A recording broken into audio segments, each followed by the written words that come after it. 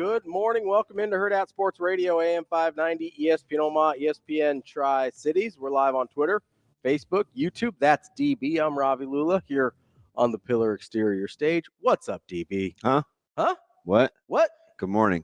Hey, we're off schedule just a smidge, only by about 26 seconds. Uh-oh, what happened? Well, the TVs aren't fixed. I know. I was a little late today. But it's we got time. We got time. Yeah, because normally by the time I'm done explaining whatever it is that you asked me in the morning that gets us off track early, Yeah. the TVs are on. Yeah, I know. Somebody DM'd me yesterday. He said, no, it was Sunday. He goes, he's got his, I got to go back and find it, but he's got his buddies listening to the first 25 minutes, the first segment, because he said it's a total crapshoot and it makes his day. Oh, it is a total crapshoot. I wish I had an idea of what we were going to talk about. I certainly don't. Oh, I write down, like an agenda, and then every day. As soon as I ask, hey DB, how are you? So it's just a total. So maybe you shouldn't. No, that's why I do it though. But if you want to guide me, yeah. Just like sometimes you'll come in and just gas the thing up early. Like if you want to do that, yeah, just do that and don't ask me. But if you ask me, I'm telling you. No, yeah, I know. A lot of times it depends on, the day before, which was fine. Yeah. What'd you have yesterday? Yesterday was Big Red Wrap Up? Yeah, yesterday was Big Red Wrap Up. Okay. And because it's always something. I have a hard time keeping it straight. Which days are which? I know. But it's okay. Is today Nebraska City or tomorrow? Tomorrow's Nebraska City. Today is Schmitty and Ave. Okay. Yeah. And then, tomorrow's Nebraska City. And then Friday is the Mont. And then Saturday, apparently it's going to be hot and windy. I felt like 93 now. Yeah. I know. What?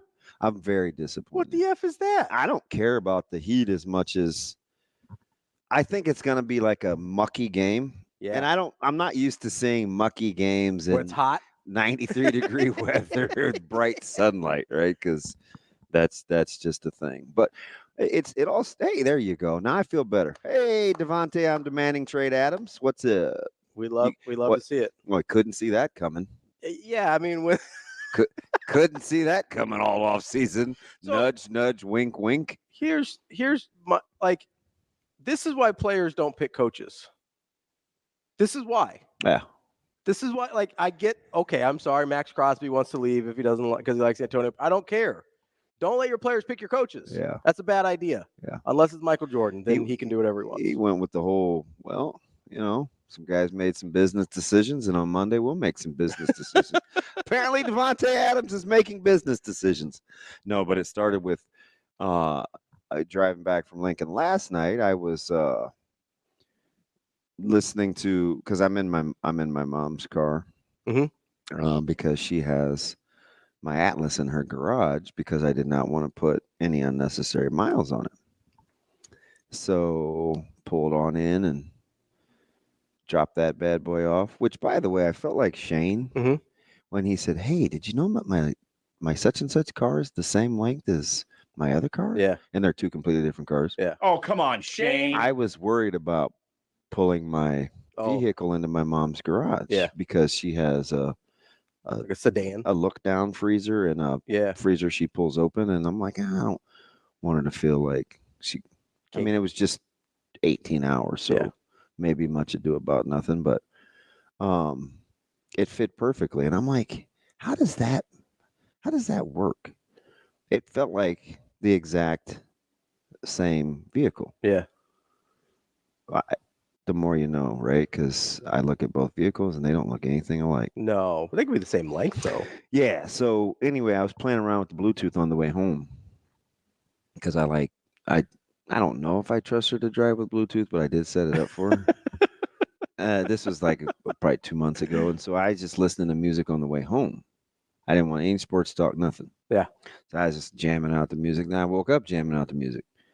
So we had a little, and again, Morgan Wallen, the words to that song should be the words that I thought they were. It's not funny. It is pretty funny. Because it should be last night we had an argument.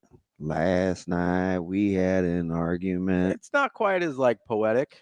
I know Avery and Sasha are like, this dude is pretty dumb. But when I was singing on the way to Indy, I thought that those were the words. Anyway, that was the best part. So I went through them this morning, or him, a little New Edition. You're rocking some Jelly Roll? A little Jelly Roll. I like Jelly Roll. Yeah, I think I like the story more. I could take or leave the music because I'm not really into country. It's not. I wouldn't call it country. It's country. It's not. Hey, see, he gave me that look. See, there's that condescending, smirky face, jerky look. Don't do that to me. I don't do that again.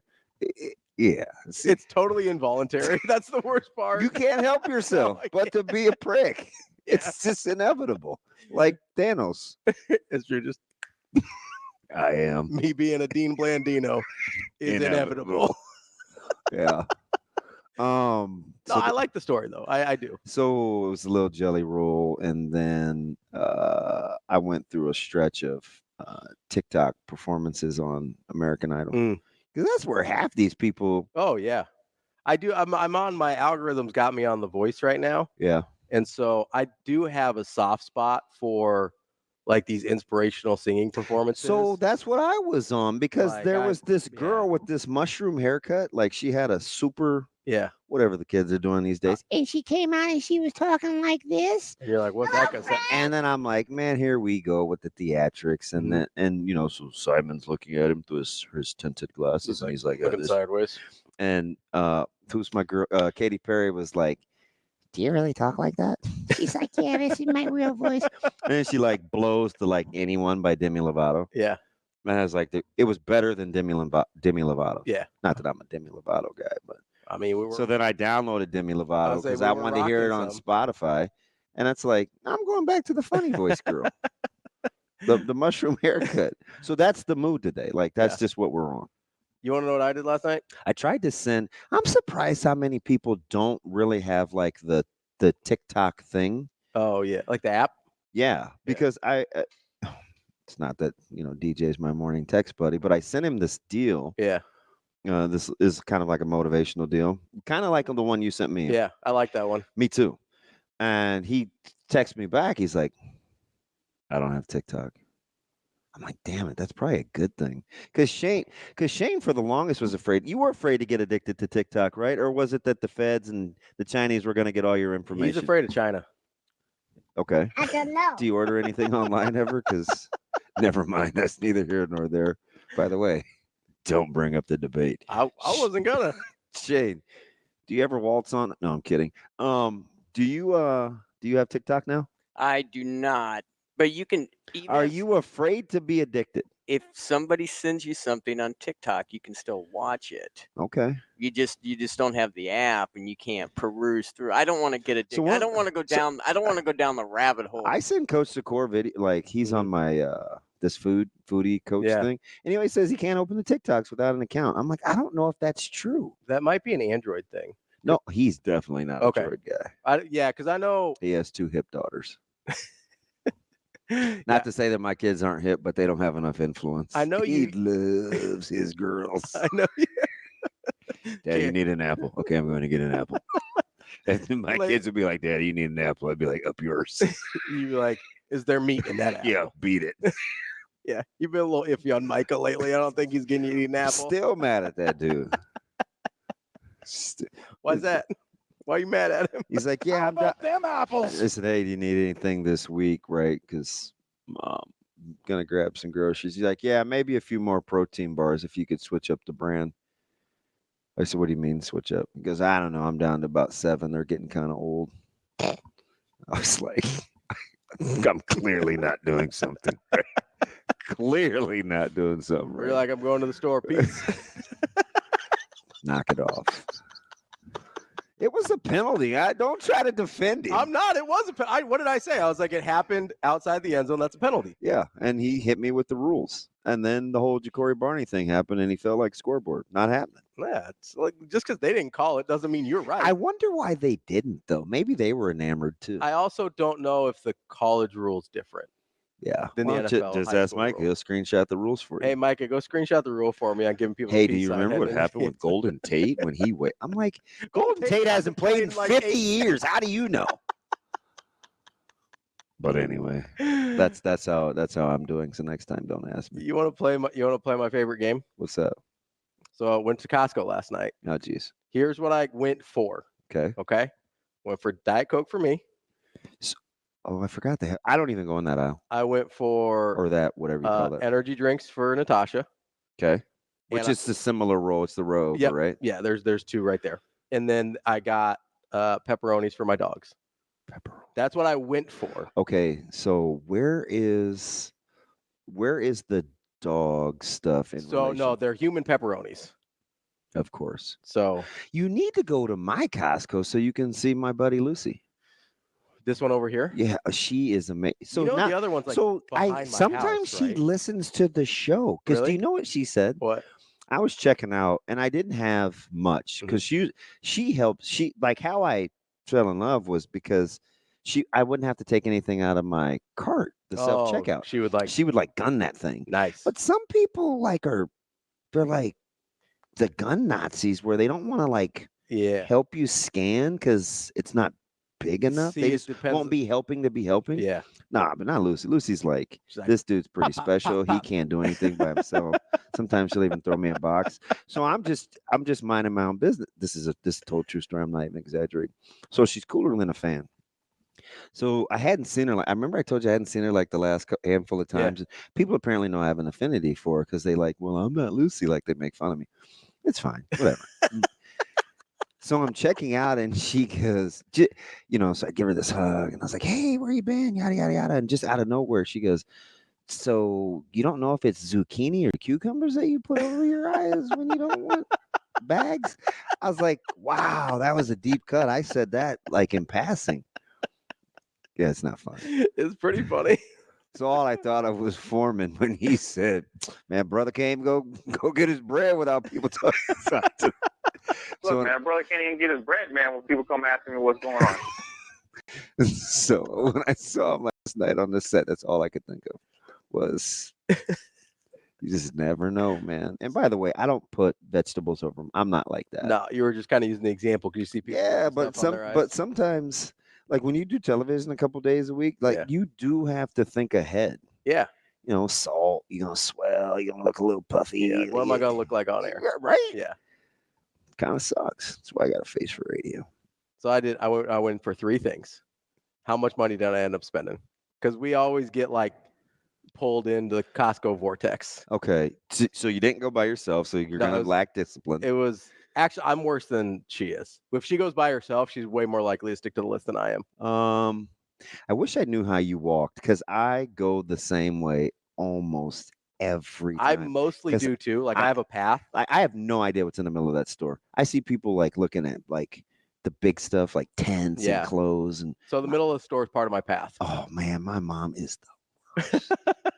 Well, anyway. They got some good deals in there. I got to see what's going on. So I'm my father's son in that like if I see something that's a good deal, I got to. All right. So I went in 119, 120. You spent I went in for three things. You spent $200. You're incredible. 300. Right at 300. Did you buy any meat? Besides the pepperoni, no. How? They got a lot of stuff in there, man.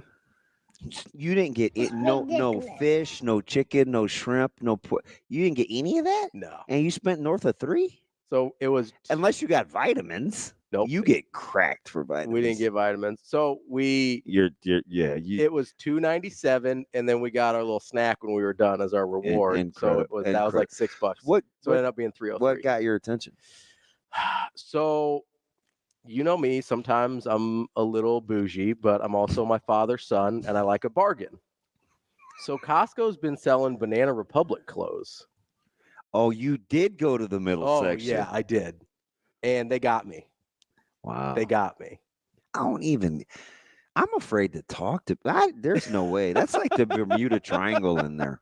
Or the Bermuda Square. They had some cool stuff, so I went and got some of that. And then, the wife got a bottle of wine, so that helped. It wasn't crazy I could see totally being captivated by the alcohol aisle. Yeah, it's crazy. I still only get the same 2 things in there. And then I will say the diet, like the drinks are expensive. The Diet Coke's expensive, and so is the energy drinks. It is? I mean, it's cheaper than a lot of places, but in general, pop's expensive now, and it comes in like I see. Like my man Boyce sent me he sends me the Fairway. I would never buy soda. It comes in like the 35 pack, so it's just going to be a lot, right? It's a weird number. And we usually do 2 of them, so we don't have to go back. I take that back. I do get the Waterloo. Yeah. But they haven't had my flavor. They haven't. Yeah. They rotated out. I like getting the big because it's like a pallet, a Diet Coke, basically. Yeah. So it's a place where now you could get lost. Where? Because I know somebody in your house likes it. I think it's you. No, the cheese section. Oh yeah. Oh, I get lost in the cheese section. I also get kind of lost. So there's that. So across from where the meats are. Yeah, like by the deli. There's all kind of like the prepackaged, but it's fresher than kind of the frozen stuff. I got the grass-fed strips once. So I get a lot of my food there. Guess what they have? What's that? This is so bad. They have a lot of ethnic prepackaged things over there. Yeah, they do. They do. Not for me though, because they have a couple. Is where I was going. No, but I don't particularly I'm not usually feeling that type of food. Yeah, so they have some. Natasha's way more likely to buy that than I am. They have some prepackaged masala. I found they had sorry about that. Some gulab jamun too. It's like what? Gulab jamun. It's like a little Indian dessert. I thought that was the stuff that makes your blood red. No, that's hemoglobin. You're close though. You said it so casual, like I would know what the heck that is. So I have to. What is it called again? It's called gulab jamun. Okay. It's like, but don't. Oh, don't worry. I'm not going. You don't worry about me even being remotely interested. Yeah, don't ever eat Indian dessert. Don't ever touch it. Who did you tell that to? Asian Wyatt? I think Asian Wyatt. I don't know. I tell everybody I can. I'm trying to do a public service here. It's not good. Like if you're expecting I'm sure there is a segment. I don't understand how you walk into Costco and spend $300 and get no protein. I got pepperoni for the dogs. They come in like the big packs, so they're like 2-pound packs of pepperoni, like the sliced pepperoni. Yeah. Because I give them their pills in it.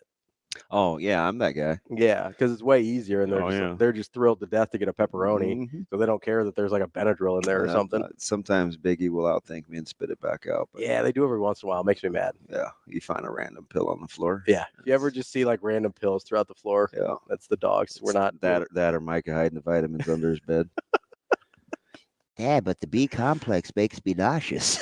Why isn't he plug your nose and swallow? Why isn't he taking his vitamins? Man, listen. No, don't get me started. Oh, sorry, Mike. I thought you wanted to be great. My bad. I'm telling. I'm telling. What are you telling? So we're getting into these like, they're using sneaky on ESPN. Eagles offense is a sneaky big problem. I don't think it's sneaky. Well, when you look at stats, which we often are enamored with because we don't actually watch what we say we're watching. Yeah, you don't always get the whole story. Stats can sneak up on you. They can be a little misleading. I'm surprised to see ESPN use the word sneaky though. They're not talking about athleticism. Brock Purdy, sneaky athletic. Dude, how much is he going to get paid? Everything. He's getting all the dollars. And he's a year early. Can't get no 5th year on when he's got drafted. He's going to get paid. Especially right now because they're so banged up and he's still balling. I can't wait to see you manage the cap. Oh, I mean, I'm not excited about it. They're going to have to get rid of guys that I like for sure. Yeah. But he's actually a guy because he's got a long enough track record now that's like, yeah, that's the guy you probably have to pay. Like, he's not Trevor Lawrence, right? Like, you don't have like Trevor Lawrence had one. There was a joke in there, but I'm gonna let it ride. I mean, he's more talented than Trevor Lawrence or than Brock Purdy, but like Trevor Lawrence had one good year. Don't make me get the mayor on you. I still have about 8 tabs open to prove you wrong whenever this comes up again. Why? About how people view Trevor Lawrence coming out of high school. No, I know we did that. I got evidence now. Because the mock draft graded him high does not make you right. No, I didn't go mock drafts. I went to draft grades from talent evaluators from about 3 different sources coming out of high school. Sucks. So all of them. No, that guy sucks. All of them suck? Yeah, yes. None of them know what they're talking about? No, not a soul. Because everybody else on the list is pretty good. Nah, no, they're not. No, we went through that. That's a lie. There's a different list. That's a lie. I've got like 6 lists up here. So you found the one that fits your argument. I found 6 lists that fit my argument. That's why you and Lincoln Lance don't get along. He's the same way. Yeah, but he's wrong. Man, listen. No, but stats can get away from you. Can you say that word again? What, wrong? Hemoglobin. Hemoglobin? Yes. Or gulab jabin? What does bolstered mean? That was actually a good pull, Shane. You know what makes that funny? What's that? You said it so matter of fact, like normal people would even have any idea what you're talking about. I mean, listen, there's a handful of my type of people that listen to the show. Glulajoblin. Nope. Glulajobin. Nope. You're throwing my last name in there. That doesn't belong. Okay. Stop. Don't let me do it. Okay. Gulajobin. Nope. You're close that time. You were close that time. All right, I quit. Gulab. Gulab. Don't use the accent. You get mad when I go black voice on you. You can't use the accent. That's not a thing. Shane's like, damn, we're done. You can't. What's a black voice, Ravi? Let's talk about it. I'm listening to one right now. He's a voice in our community. A black man with a voice. Oh. Don't go accent. Is that what I did? You did a little bit. I just tried to sound. All right. Yeah. I love it. Yeah. Bill's like, oh boy. Gulab jabin. Nope. Hobgoblin. Green goblin. There is a difference. I know. Wow. Coming up on the show today, we've got Brian Christopherson. Next time, don't ask me how Husker I'm doing. 24/7. We've got Kevin Sjuts from 1011 News in Lincoln. We got Brent Sobleski, covers the NFL for Bleacher Report. All that and more. And why you shouldn't just hear a statistic and keep saying it back to people over and over and over again. Because you might not know what the F you're talking about. Coming up next on Hurrdat Sports Radio. Well, we haven't been kicked off the air yet. It's Hurrdat Sports Radio, AM 590, ESPN Omaha, ESPN Tri-Cities. That's DB. I'm Ravi Lulla. You can also get us wherever you get your podcasts, Apple, Spotify, wherever that happens to be. Let's see if we can get in a little more trouble before the show actually gets going. We got Asian Wyatt on the phone, self-proclaimed Asian Wyatt. That's not a moniker I gave him. Wyatt, what's going on, bud? I don't know. Can you understand me in my Asian accent? Wow. Hello. My daughter's here. Great. Too, so I mean, she speaks on a half Asian accent, so it might be a little better for you. I almost got fired yesterday again because I was going to reenact what happened in the press box at West Lafayette, and I was going to because Jack Collinsworth couldn't get in, and I almost did the voice, and I was like, ooh, good catch, DB, don't do it. Did they sound more like me or more like Wyatt? Wyatt. Okay. Wyatt. Hey, you can tell me you have Asian friends. Cool. She wasn't playing. I wasn't going to say much of anything. Oh, shoot. What's up, buddy? Okay, so I'm gonna be at the game Friday, and I have my buddy from Texas is coming up. I told him to keep the Texas weather down there, but apparently it's coming up with them. With that, the heat, I'm not too worried about. Well, I hate it personally, but for the game, I'm too worried about. But how much is that wind going to affect the game? I'd say quite a bit, because if you haven't been like on the field and you look at the flags, it's vastly different. Mm-hmm. I think it's a sneaky difficult stadium to manage the winds, more from a passing standpoint than kicking, but kicking is equally difficult, almost as equally difficult. Is that going to be probably? Is that going to be an advantage Rutgers in that sense? I mean, maybe, I'm not sure how much they're chomping at the bit to kick field goals. Yeah. But I mean, we'll see. Do you think that sideline switch with the heat and the sun might help out at all? I hope so. But here's a sneaky little thing. Since we're on sneaky for the fourth time in 31 minutes, the amount of touch and depth that Dylan using on his passes, he may have to negotiate the wind a little bit as it kind of dips. So keep an eye on that. A little, did you know? I'll keep an eye. Because he's kind of let it rip a little bit more. Yeah, he may. Yeah, because he can finesse that thing in there, and he's made a living so far doing that and negotiating it. But it may be a little trickier on Saturday. Yeah. All right. One last thing. Are you still friends with my babysitter after that website crashed last night? No, that was uncalled for. And you know what he does? So he got his little shot off, and then he intentionally doesn't come back to me because he knows, and then he'll wait like 4 minutes, and by then I can't come back and get it. Yeah, that's what he does. That was uncalled for. Thanks for bringing that up, Wyatt. Well, I'm still keeping him for my babysitter. Well, I saw him get along. I mean, I was like, shoot, he actually likes kids. Good on him. Nah. No, the girls love him. So anyway, you need different friends. Why we appreciate the call. Terrific enunciation this morning. Bye. Bye, Tough Hangs. Bye. Let's go to Sonny real quick. Sonny, good morning. What's up? Hey, how are you guys? Oh, hanging in there.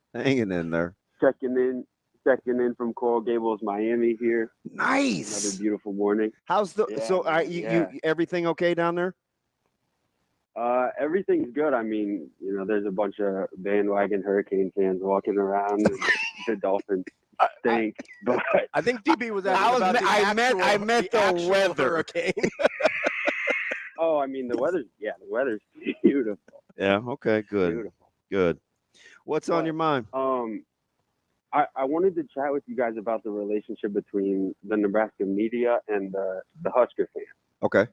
And I've always watched like player and coach interviews, but recently, like probably 2 months before this season, I started watching like you guys and like Husker Online and Tim Verghese with some of the in-depth recruiting stuff. And it's great. I mean, it's great.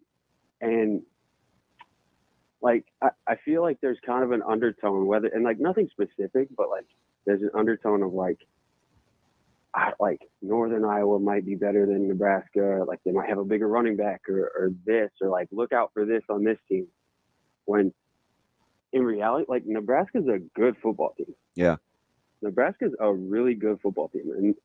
And you can see and you can feel like the players are making the switch to becoming and like feeling like they're this really good football team. And I feel like, I don't know, sometimes the fan base, and I get it, like the recency and we've lost so many close games and this and that, but like to make that switch at some point, I feel like the media kind of has to take on that same attitude of like, gotcha. We're a squad, like we're a good football team. And it's like you look at the Illinois game, and whether we're down by 7, whether we're tied at 24, whether we're up by 7, it's like there's this nervous energy, like, and you can feel it through the TV too. It's like, how are things gonna go wrong this time, and this and that, and it's like when there's that nervous energy and everyone's nervous, it's like, you think the kickers feel that? Like 100% the kickers feel that. Wow. And like, there's just this is a good football team. Like there are some ballers on this football team. Other than Matt Rule, like Dylan Raiola, the face of the program, like he is a baller. He is so good at what he does.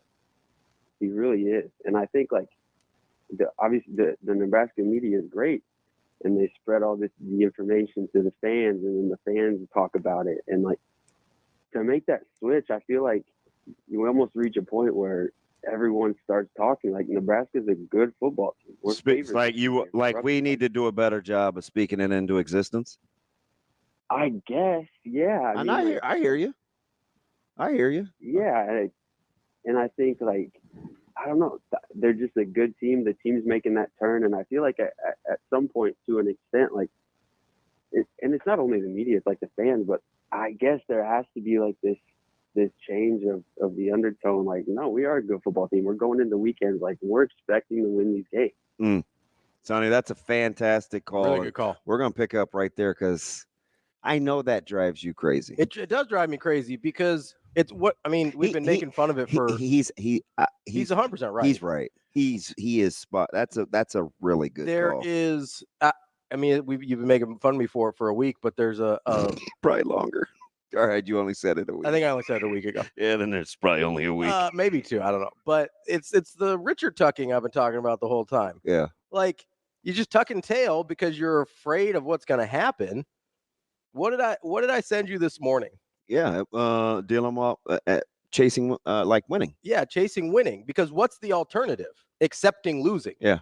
That's the only other alternative here. And it seems like as a fan base, and I get there's sports trauma there, right? There's game after game where you feel like you've got it, but guess what? And this is where it drives me crazy. And I talked about this last week is just because you try and hedge your feelings doesn't make the losing feel any better. And guess what? All it does is you don't get to enjoy the winning. That's all you get out of that equation. In what world, if I gave you those options, right? Be like, hey, you can act a certain way. The losing's going to hurt X amount, but the winning's going to feel really, really good. I go, or you can act this other way. The losing's going to hurt the exact same amount. The winning's not going to feel as good. Yeah. What sane person is picking option number 2? Yeah. So I was getting frustrated. This was probably, I don't know, maybe it was a week ago or something. And I was talking to DJ and he's like, you got to check out this book. Mm-hmm. He goes, I'm not sure if this is the relationship between Nebraska's fan base and the media, but there's this book called Triple Package. Mm-hmm. And I said, oh, and I called him. I was like, because he sent me the screenshot. I was like, oh, what's the backstory? And it's like how different cultures tried to assimilate to America. And he said the relationship between the fan base and media reminds me a lot of the keys in this book that you deal with when you're trying to assimilate to like a dominant culture. Mm-hmm. And whether it's Italian Americans, African Americans, whatever. He said, it reminds me of Nebraska's fan base. He said, there's this superiority complex, like, how dare you? Then there's this inferiority complex, like, how dare you? Yeah, like, oh, we can't be good enough. And then there's like the lack of impulse control. Yeah. Where you just react because you can't think outside the moment. Yeah, because you're emotional. Yeah. Right. And I was like, shoot, man, they got that on audio. These streets, like, I couldn't believe, and it's exactly what Sonny's talking about. 100%. It is 100% what he's talking about, and we can get into more of it as we wrap up hour number 1 here on Hurrdat Sports Radio. Wrapping up hour number 1 here on Hurrdat Sports Radio, AM 590, ESPN Omaha, ESPN Tri-Cities. That's DB. I'm Ravi Lulla. Make sure you get out to Union Omaha today to see their noon match against Spokane. It's Students and Educators Day, presented by Family Fare and Supermercado. It's a 12 p.m. first kickoff. It's kickoff in soccer too, right? Yeah. Are you asking for a verification? Yeah. I'm not giving it to you. Okay, cool. Make sure you get to couple too many barbs in that first segment. Make sure you get to unionomaha.com to get your tickets. And maybe take a half day today. Go watch some soccer. It'll be a good time. Unionomaha.com is where it's at. Get that hemoglobin checked. You got to get the hemoglobin checked.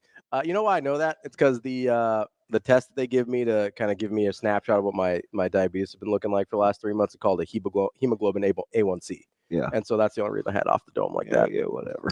I did want to get back to Sonny. He had a good call. Yeah, Because I agree with Sonny for the first and foremost, because I've had a real hard time with the way fans kind of comport themselves with this football team in particular. I get that it hasn't been great, right? I understand that. I've been here. I get it. But and this is the thing I was talking about right before the break, was you're just fooling yourselves by being pessimistic and whatever and trying to hedge your feelings. Because here's what's actually happening, right? Is you don't want to feel sad. That's the driving motivator. But all you're doing is trading sadness for anger. And because anger feels more powerful, you feel better about being angry than you do about being sad. Being sad feels helpless. Being angry feels powerful. Guess what? They're two sides of the same coin. You're not more powerful when you're angry. You just feel more powerful. You're deceiving yourself. And you're not helpless when you're sad. You're just deceiving yourself if you feel helpless. So all you're trading is feeling more powerful in your anger than you do in your sadness. And that's not useful to anyone. One of my coaches described it yesterday, because he's just asking me about my mood and I tell him about my, like how I manage, like my just juggling, right? And, he said, because he's not what I would call like a sports guy, but he does love people and he loves like football. So, because I'll ask him about things about life. And I said, what do you really love? Like, what are you passionate about other than coaching? And so it gave me a chance to kind of get inside how he thinks. And he said, what I think it is with the fan media relationship is, he said, sometimes it's like being around those people that are uncomfortable when nobody's saying anything in a room. Like, it's okay to just be still. Yeah, silence is okay. And he's like, with media and fan base, like it always has to be something. You can't you just can't be in the moment without needing to feel anything. Like it has to be this or it has to be that. Like you can't just carry on. And with the history of the fan base, right, and the history of the last decade especially. I think we're the same way, right? Yeah. That's why I try not to get in the habit of telling people how to fan, right? Now, if you want to, because I do want the passion, but I do want to be able to make sure that it's coming from it sounds weird to say I don't want to tell you how to fan, but like don't make up things or put things on somebody else that's not them. Or symbolic. So here's where I agree with you. I don't want to tell people how to fan until it becomes destructive. If it becomes destructive, then I'm going to be like, hey, we got to do better. Because I do think, as Sonny was saying, and I don't know if it's directly, right? I don't know if it's directly, hey, fans are negative, so it leads to missed kicks. I don't know. I don't know that. I know what he's saying when you can feel it. You can feel it. You can feel it. And so it felt different in Colorado than it did after the Illinois loss. Like I remember I told Sharpie right when Coach I almost said Coach Solich for whatever the reason. When Coach Rule came back, Jessica only got him for a second because he was tied up with TV. And so when she went to him and he's like, hey, listen, this is what we need. This is what we want. Yeah. It's a close game. We got to play better. We can do this. We can do this. This is where it's at. And I'm like, that. When's the last time Nebraska finished a game strong? Like, but because it's part of the pruning process, right? Yeah. So we didn't get into it, but we didn't really come to an agreement last night at Big Red Wrap Up off air about whether, because my score involved a field goal and a fluky number. And and a couple of people were like, how are you assuming they're going to make a field? I'm like, listen, you have to attempt a field goal. Yeah. Like I don't know how else to tell you, but also, you have to know where you're at. You can't be afraid. It's so snarky and disingenuous to be like, oh, the field goal kicking's bad. They're never going to make one again. Right? We saw them make, because that's what people are saying, right? Without saying it out loud, when they're like, oh, you think they're going to make a field goal? What, you think they're never going to make a field goal again? Which is more likely? That they never make a field goal again? Like we saw make 4 extra points with no problems. Like, right, the mechanics are essentially the same. I just think the extremes are weird. Let's get to Lincoln Lance here on the Hurrdat hotline. Lance, what's going on? Hey, gentlemen, how's it going today? What's up? What's up? Just heading down to the Capitol for a little something this morning, but what do you got? Political rally? Oh, just no. I'll be in. I won't be one of those weirdos standing outside. But in my regular white person voice here today, I feel like Ravi and I are from like alternate universes, right? So I work in tech, and he's a DJ or a broadcaster, whatever you sports personality on the radio is considered. So I think that's probably why he and I sort of get after each other. But But I think the more I've thought about and losses used to hurt when we talk about losing and if it hurts or whatever. But like I remember crying in bed in 1997 when you guys were playing in Arizona. Like that was like, this is what losing feels like. And I was at the game when we lost to Texas in St. Louis. And so, losing feels different because of the amount of losing that we've experienced. And I think it's a little easier to take now as a fan. But we've came a long way. But, to piggyback on the gentleman that talked about the media, Sonny, yeah, I think when you talk about messaging and what Rule said, I like his openness, but I also think I don't necessarily always like how he talks to the media. I think what he's doing with Micah is the correct thing. But when he makes the comment of like, why do you guys keep asking about him? That to me is, if you know what's going on and the things that have happened, that's not a comment you make, because that media is doing him a favor by not reporting on things like that. And then when you talk in the game about, I don't talk about who we are, I talk about who we are. I mean, how many times have we seen a media personality really go to task about special teams and who is running that outfit? So I think my issues with the media have. Hang on. Weird. Okay, I'll let you go ahead. So okay, so you and I talk about this a lot, right? Like you'll ask me, right? Can I permission to speak freely? Yeah. Like you'll ask me, how long can Foley keep his job? Right? You've asked me that. Okay. So is that this is just compare and contrast. Is that what you want the media to ask? Because that almost doesn't happen in any market at the collegiate level. But the coach has also said special teams needs to be better.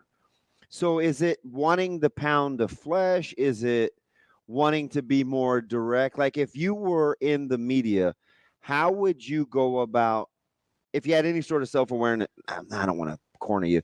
How would you pose the question about special teams? My question about special teams would be like, hey, this is going back to last year. Okay. Like this was an issue, and it's still an issue. Like personnel hasn't been really changed or affected much. We didn't see you active in the portal. Like how long? Because I think this is a good team, but I think special teams is the thing that will hold them back from achieving their true self. And like I sent you a message this morning of what they did in practice yesterday for field goal. Yeah. Trust me, when they'll make a few, but they ain't gonna make a lot.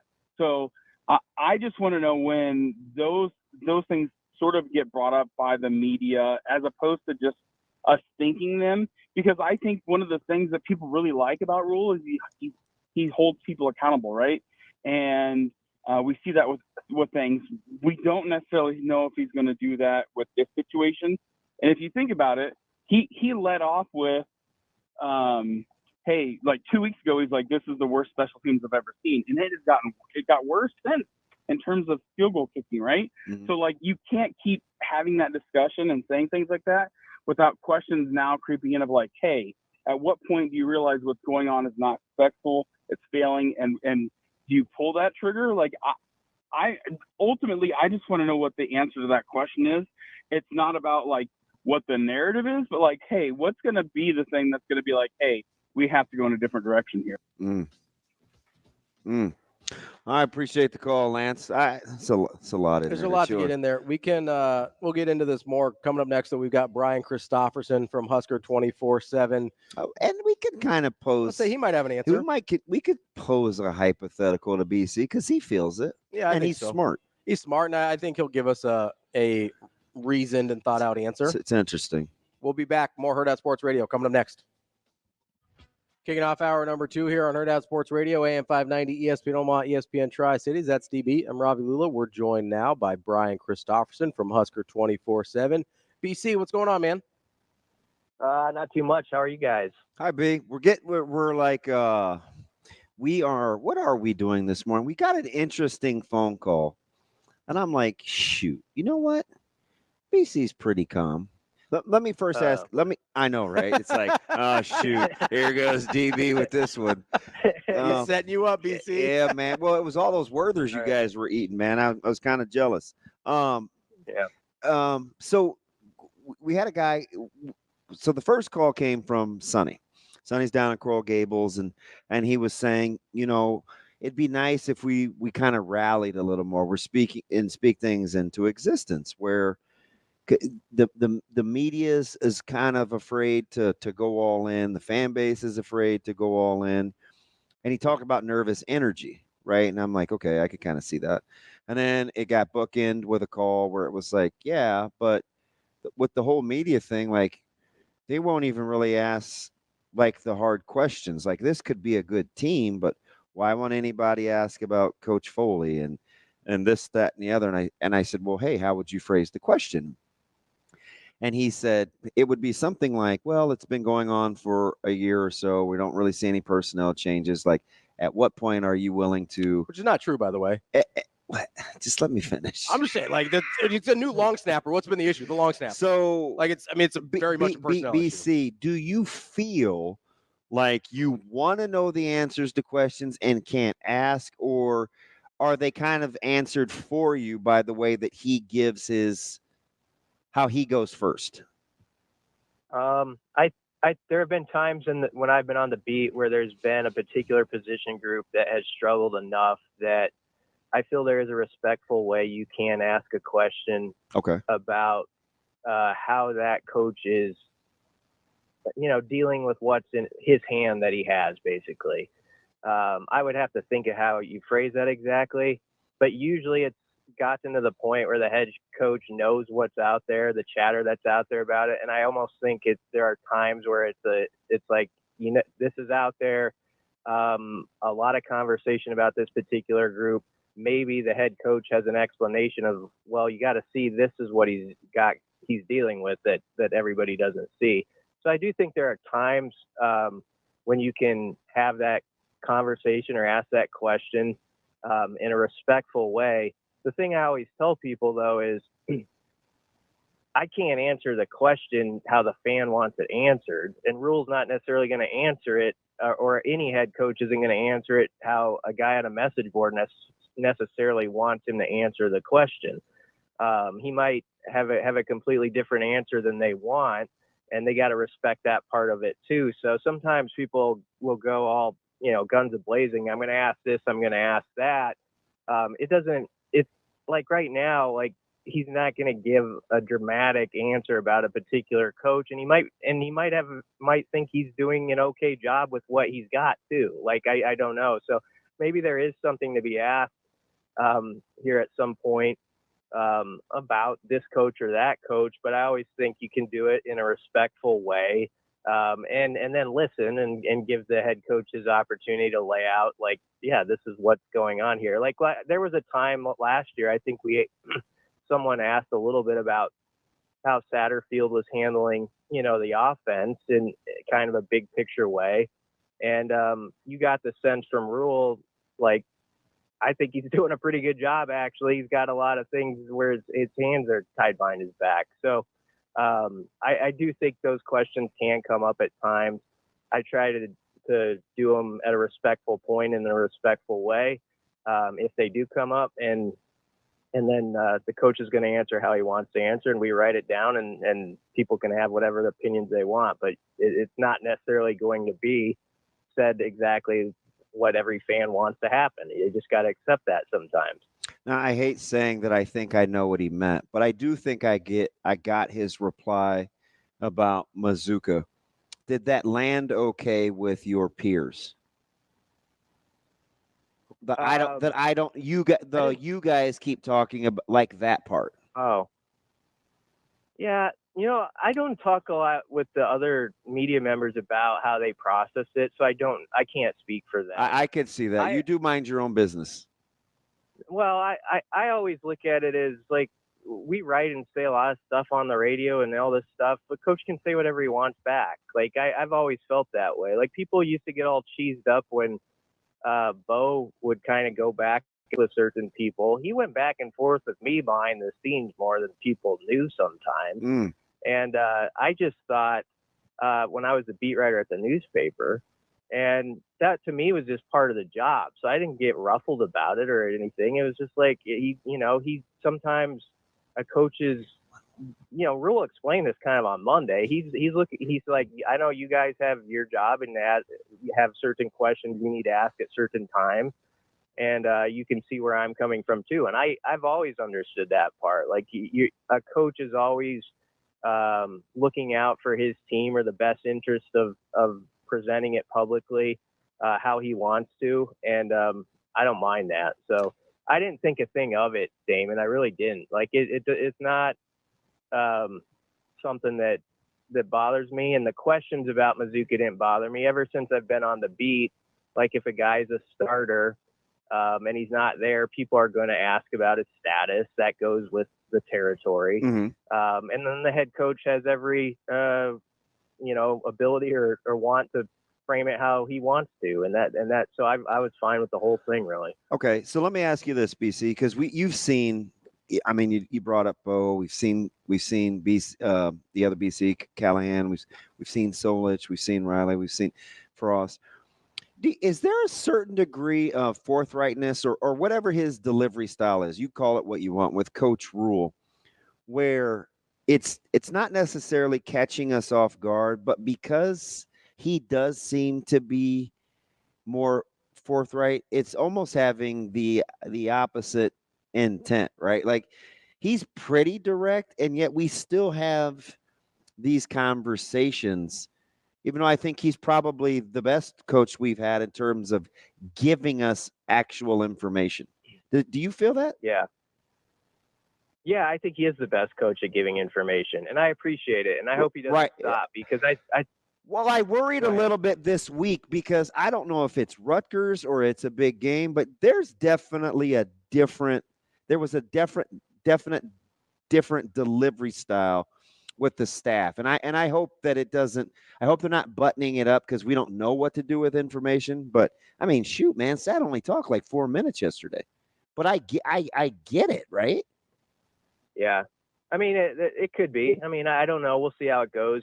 Sometimes I do think in past years too, there is that point in the season where it's a lot has been said, and things do tend to, some of those sentences that ran a while tend to be cut down. I think that's kind of common, but it is something to watch. With the whole Mazuka thing, I think first off, the question is fine to be asked about his status. It's what you'd expect. I also think maybe this is a case, and Rule's seeing it firsthand because I've seen it for like a decade around here, where there's like a particular player on the roster every year who his status is sort of uncertain, or people think maybe he could help or whatever. And people become really like obsessed with that topic a little more than even just it being a notebook item, if you know what I mean. Like, and I don't mean to bring it up in a bad way, but like Omar Manning was an example of this a couple years ago. Like after a few weeks, it was like he wasn't playing, and it wasn't really something where it was going to impact wins or losses, but I would get people on my feed all the time, like, what's up with this? And so I think there are some who kind of like hang on to this one guy. And he may just want to focus on the positives, right? Yeah, that's kind of what I'm getting at. So there can be that focus beyond just like, okay, the question was asked and it's a note and everybody just kind of moves on, as to it becoming a bigger topic than it needs to be sometimes. I don't want to tell fans or media. Well, it was like that with Betts. It was like that with Coleman. Like this isn't like and maybe he's, so the more I listen to you, I think he's just one of those, he's one of those coaches that's ridiculously honest, but I do think first and foremost, he cares about I think he's going to protect his guys. Like, the brand, right? So the more we talk about guys that aren't playing, I'm just having this revelation real time, so help me. I think when he says you guys talk about him, but for us, he's a backup, I don't even think he meant it derogatory in that vein as a backup. I think he meant, can we talk about what's actually the guys that are playing well? The guys that are actually playing. That's what I almost think that's what he was saying. I think that's absolutely what he meant. I can't say 100%, I guess, but that's sort of how I took it and why it wasn't as big of a deal to me as it was to, I guess, some other people.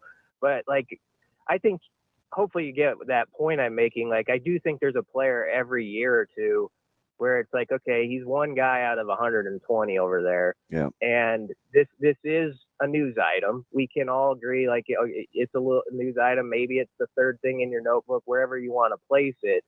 But it isn't the thing that has to be, like, dwelled on, in every segment or, like, in every story and all that stuff. And I'm not saying that's happened, but I do think there are players where it takes on a life of its own.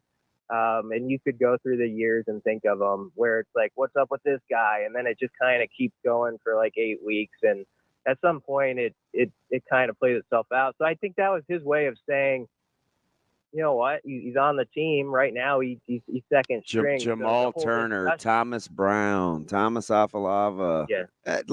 Yep. You're finding them. Yep. It was Breon Carnes one year. There's a ton. I do. The more I just. And I know what people, I get the coach roll, eye roll. I know what he's trying to do, right? It's you want the in a favorable light, and he's going to tell you as much information as you need. But anything other than that is just extra. Like, let's just stay right here. That's kind of what I hear when I'm hearing him talk, because I'm not sure he believes anymore we know what to do with information, because it's like the third week he's kind of built up to this. Mm-hmm. Hey, maybe I can't be so candid.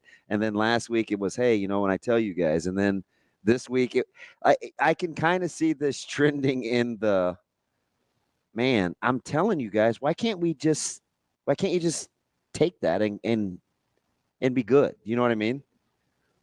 Yeah. Well, I think if nothing else, people got from yesterday that I mean, we don't have to ask, or it doesn't need to be asked next week about like if Mazuka is going to be like in the starting lineup. Yeah. And there was nothing wrong. By the way, I didn't have a problem with that being asked this week at all. I'm just saying now, I think that was the point of his comment. It made it clear, like, he's here, but right now he's not in the front five. And so there you go. And that's what it was, and so that's how I took it.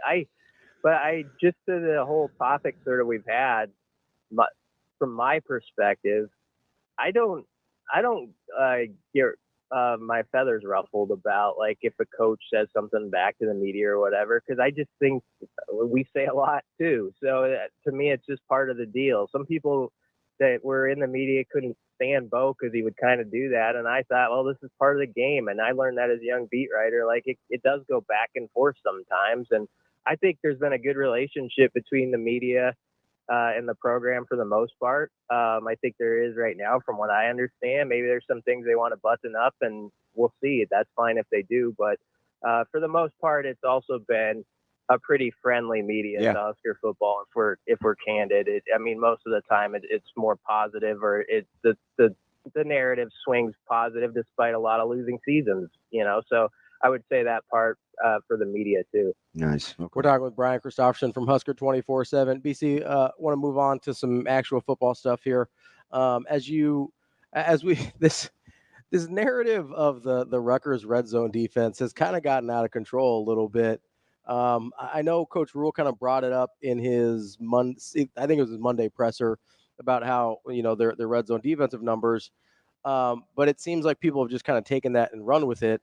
Until 3 out of their 4 weeks, they were not an impressive red zone defense. They have a really good week against Washington, and all of a sudden they're in the top 2 in the country in a small sample size. Like, as you are looking at Rutgers and watching this game come up, is that something that you're particularly worried about? Is Rutgers red zone defense, or like, are we making a little bit too much of it? I'm not worried about it from Nebraska's end because of Rutgers so much. I worry a little bit about Nebraska's situation when there is that uncertainty about your kicking game, and it maybe changes how you have to think about, okay, let's say it's 3rd and 7 on the 26-yard line.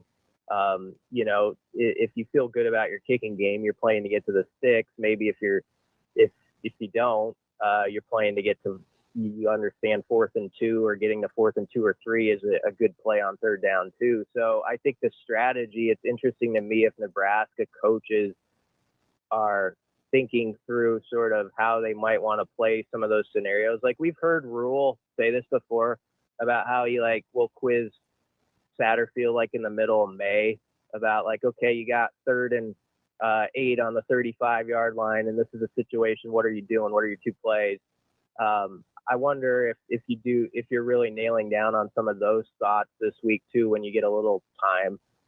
So that's the part that I think about most with the red zone in this game. It's not that I think Rutgers, because of those numbers, which you made a good point, really took a boost because of 1 week, is just some vaunted monster that you can't break through against. It's more so, can Nebraska be more like the second half team for 4 quarters than they were Saturday, in that first half when obviously there was a force field for a while. Be 2 sneaky things that I think are advantageous for Nebraska. Number 1, Rutgers, and I think people just look at rushing stats and they think it's all the same, but Rutgers' style of running is a lot like Nebraska's style of running, split zone and duo, and not to get all football-y, but there's a lot of similarities. The other is they're familiar with Calic Manis and how he likes to play in tendencies. Are those things, do you think those things, maybe it's not being talked about enough, but I think quietly those things are very advantageous for Nebraska? Or do you look at it like, man, come on, DB, different culture, different coach, different scenario? Like how do you look at the familiarity? Does it breed contempt, or do you think there's something to it? No, I think you're right. I think it can be very useful for Nebraska in this game. I thought Tony White laid it out, though, well. To me, it will simply come down to, Manon Guy's a back who he's so gifted at getting those 2 extra yards, falling forward back. He's so patient. I really appreciate those kind of running backs. The more I listen to coaches and watch football, the more I get obsessed with the type of players that can give you a 2nd and 5 as opposed to a 2nd and 8. Mm-hmm. You start to think of it more in those terms, and he's one of those players. And so I think that's the dangerous part in this game. I think Nebraska's on defense, you could tell afterward, Ty Robinson, those guys, they felt like they got their groove back a little Saturday. And I know Purdue's not the most vaunted team, but nonetheless, they can run the ball though. Yeah, they can. And Nebraska played a really solid football game on defense, and I just think that was a boost for those guys. And I actually believe too, some people maybe rolled their eyes at it, but when Rule was saying at halftime Saturday and after the game they kind of needed this game, I think he's right. It was sort of the perfect okay, you're tested, you're on the road, but it was also against a team where if Nebraska could get some things right mentally and just fix a few things, they could overcome that challenge, and it was going to be useful to them going forward. And I think they might have got a boost from that game, and we'll see if it's as big a boost as I think it could be. But I don't know. We might look back at the second half of Purdue and just how that situation unfolded the first half. You have this weird 0-0 game. I don't think I've ever covered a 0-0 Husker game at halftime. But do you remember the feel? Because I remember I took a deep sigh. I looked at Benny Mack and talking to Sharpie, and I walked out in the booth, and the media place there wasn't anybody out there.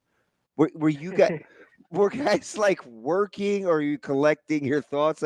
Sometimes there's some traffic during halftime because you're exhaling. Do you think we were just processing? There might have been some of that. I was eating I was eating a cookie, so don't give me too much credit. I was just chomping away, so I wasn't in deep thought, which will not surprise anybody. But yeah, it was kind of a weird first half.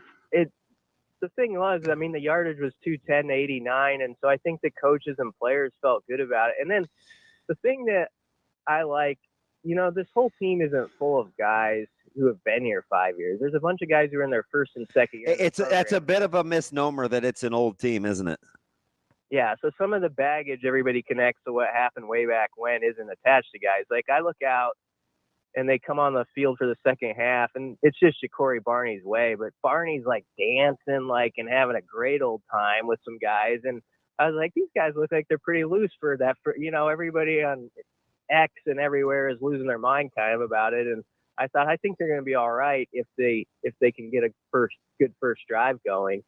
And sure enough, they were. But I do think I understand where Rhule's coming from as far as, like, that was sort of a sneaky good test for this team to pass, and now you try to use it going forward. And they did see a back in Maccabee who can fall forward and get extra yards too, and they did a nice job. So hopefully they build on that. BC, as you kind of process that, the way that game against Purdue ended, can you remember the last time Nebraska finished a game well? I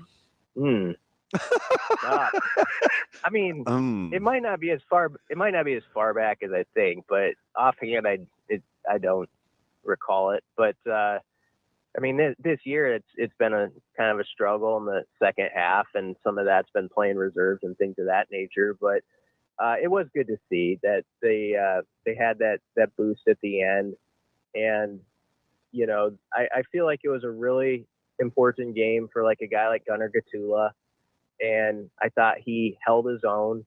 And so you had these little things within the game that were maybe useful, and you hope so, and you won on the road. And so it was a game where by the end of it, the score was about like a lot of people predicted.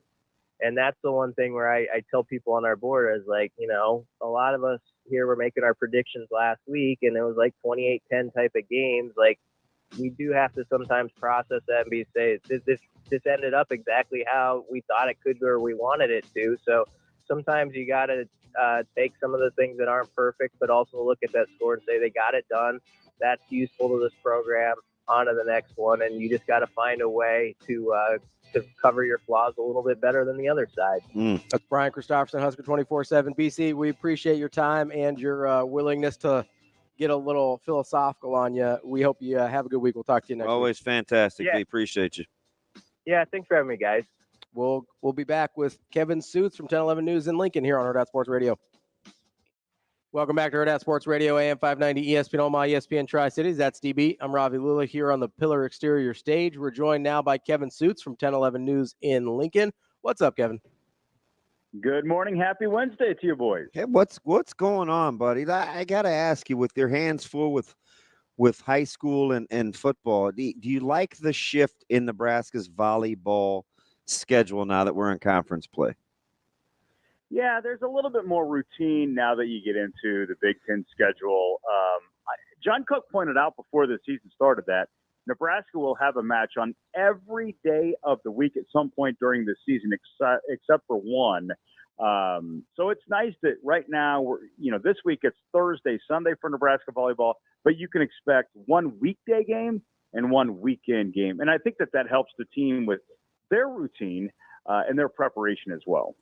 Kevin, as sticking with volleyball here for a second, as you sort of go through this season, and they've obviously had way more success than they have any sort of setback, how are you sort of processing watching this team go throughout?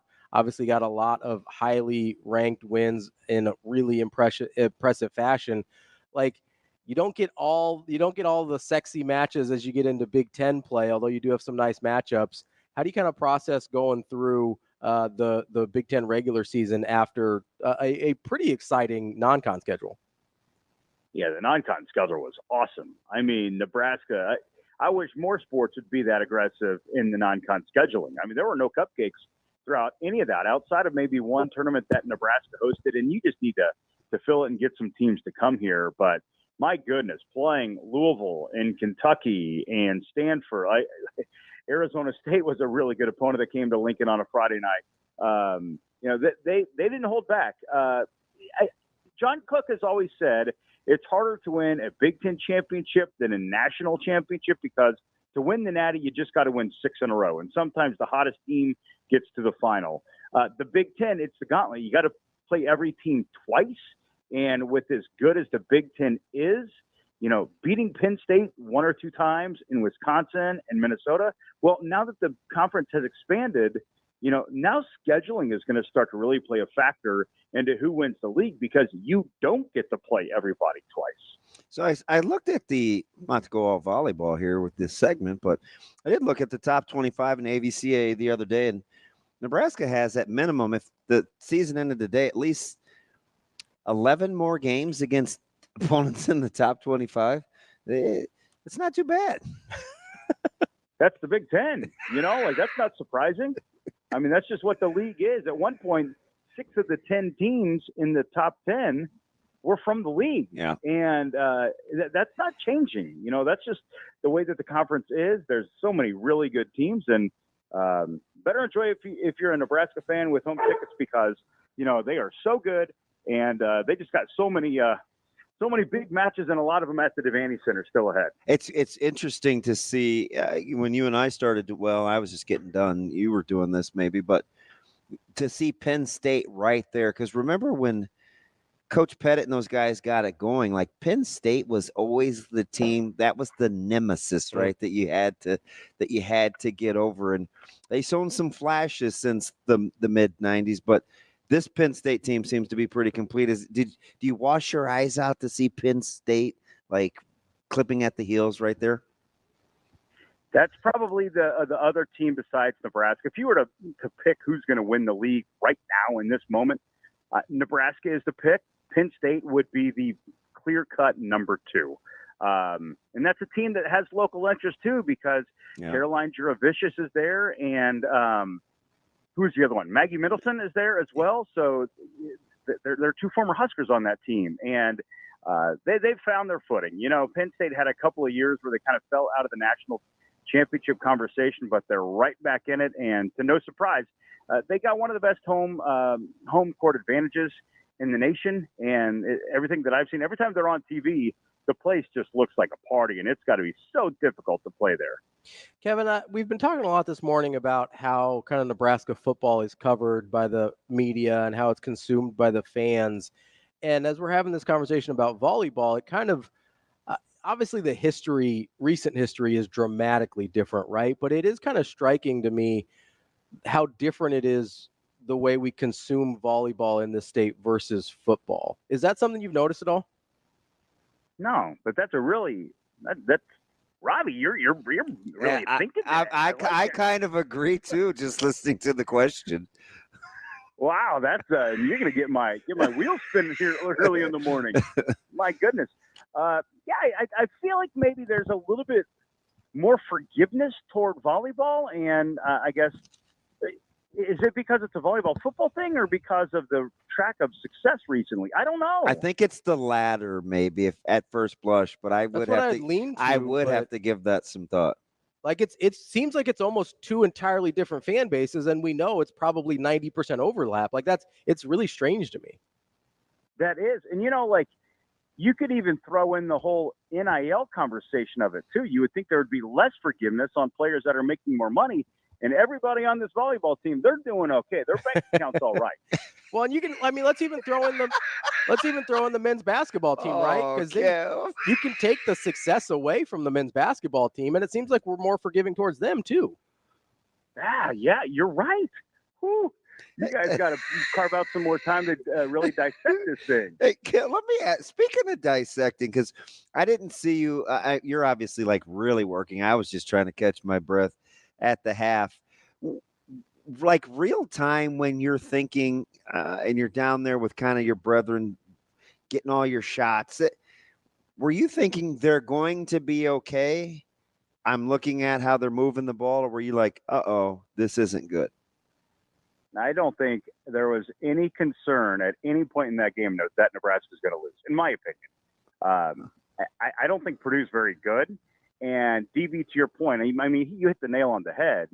Nebraska just didn't have points, but they had tons of yards. So you knew at some point they were going to find the end zone or they were going to make some field goals. And all it took was just getting the lead. And you knew that was inevitable in that game. But, man, it was just a really ugly first half. And I'm sure you guys have talked about that a ton. I jokingly said if I wasn't there on the sidelines and I was on my couch, I probably would have changed the channel a time or two. What I have changed, I believe you, right? Because you're being serious, right? Absolutely. Would I have changed the channel? I probably wouldn't have, but the first half was tough to watch. As much of that has to do with kind of the way the game was officiated, right? I'm not saying good calls or bad calls, but it became an extremely disjointed game. Yeah, okay. I guess so. Maybe I wouldn't have changed the channel because now you have quad boxes. Yeah. And you can still keep them on the screen. But if we go back a year and you can't do the quad box thing on YouTube TV, I'm probably surfing a little bit. And it wasn't just the score. The tempo of the game was so disjointed, and the reviews and the penalties, and it was just tough. My nephew went to the game as an impartial fan, and he jokingly told me afterwards he wanted a refund. I think he had fun. He liked the game, but it wasn't great ball. It wasn't great football, that's for sure.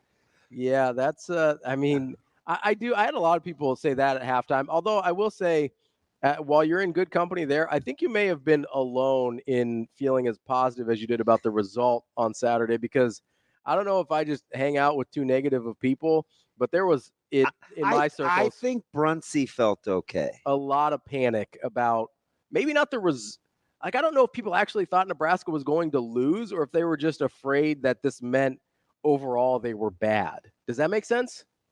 Yeah, it does. And I will say that I was surprised that, sure, Nebraska won 28-10, but when the coaches went to shake hands at the end of the game and it was over, I was a little bit caught off guard that some of the players were dancing on the field. Maybe it's the fact that they were playing PYT. I mean, that makes me move a little bit, But they celebrated, and I think a cynical fan would say there's no celebrating an 18-point win at West Lafayette. But I really think inside the locker room, 1 point better, right? Just win the game, and they did, and it was on the road, and it helps get them back on track after losing to Illinois the previous week.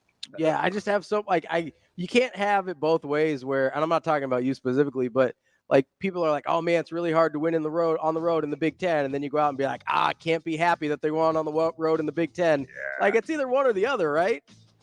Yeah, that's so true. That's right into the core of the fan base too. Kev, let me ask you something real quick. You think we think Rutgers is better or worse than they really are? I think everybody knows they're pretty good. Okay. They run the ball, and they're good on special teams. They're so disciplined. So I don't know that it's either one or the other. I think that, it's a pretty accurate analysis of this team that's coming to Lincoln this week. That's Kevin Sjuts, 1011 News in Lincoln. We appreciate it, Kev. We'll talk to you later. All right. Thanks, Kev. More Hurrdat Sports Radio coming up next.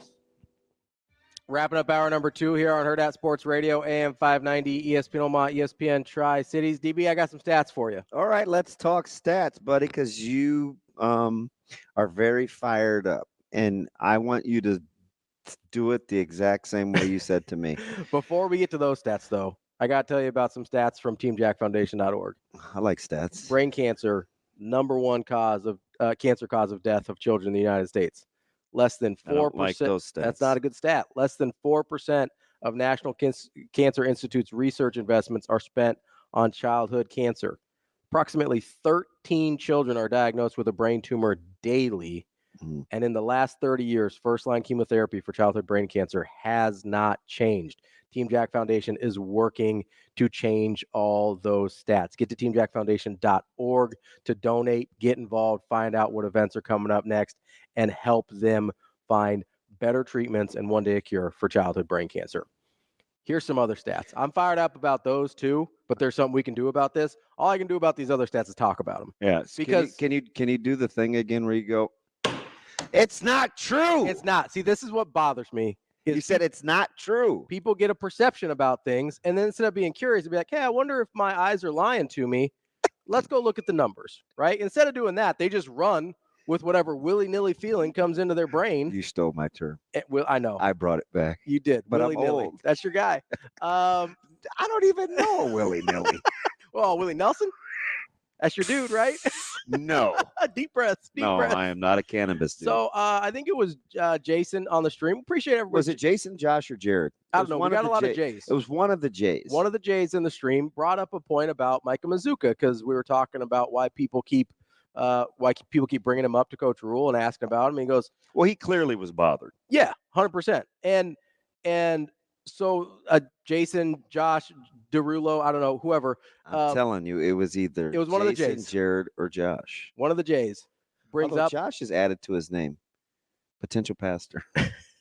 They brought up why they thought the Mazuka thing kept coming up. And it was, it's the run game. It's got to be the run game, right? Because Nebraska was running the ball really well when Mazuka was starting. And all of a sudden, it's fallen off a cliff. Shane brought it up. It's Jared. We were close. You're an idiot. Justin. I thought it was J-Rod. Jeremiah. So I have a Jared that I like, and I used to call him J-Rod.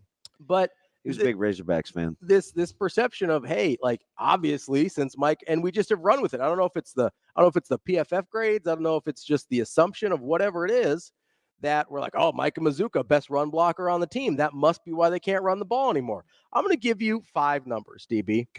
Okay. This is actually, I'm going to give you 4. Every time you go off, this is hilarious. I'm going to give you 4 because Illinois, they rushed the ball poorly, right? Yeah. 48 yards, 33 attempts. Let's not pay attention to the fact that they had 50 more lost yards rushing the ball from sacks than they had in any other game, because I'm sure that doesn't count. Oh, wait, that doesn't have anything to do with the running game? Okay, well, we'll move on because that's the outlier, right? Then that's the one everybody's thinking about. 161, 223, 149, 142.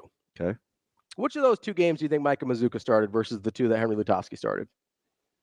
So 223 was UTEP. Okay. So he started that. So that's Mazuka.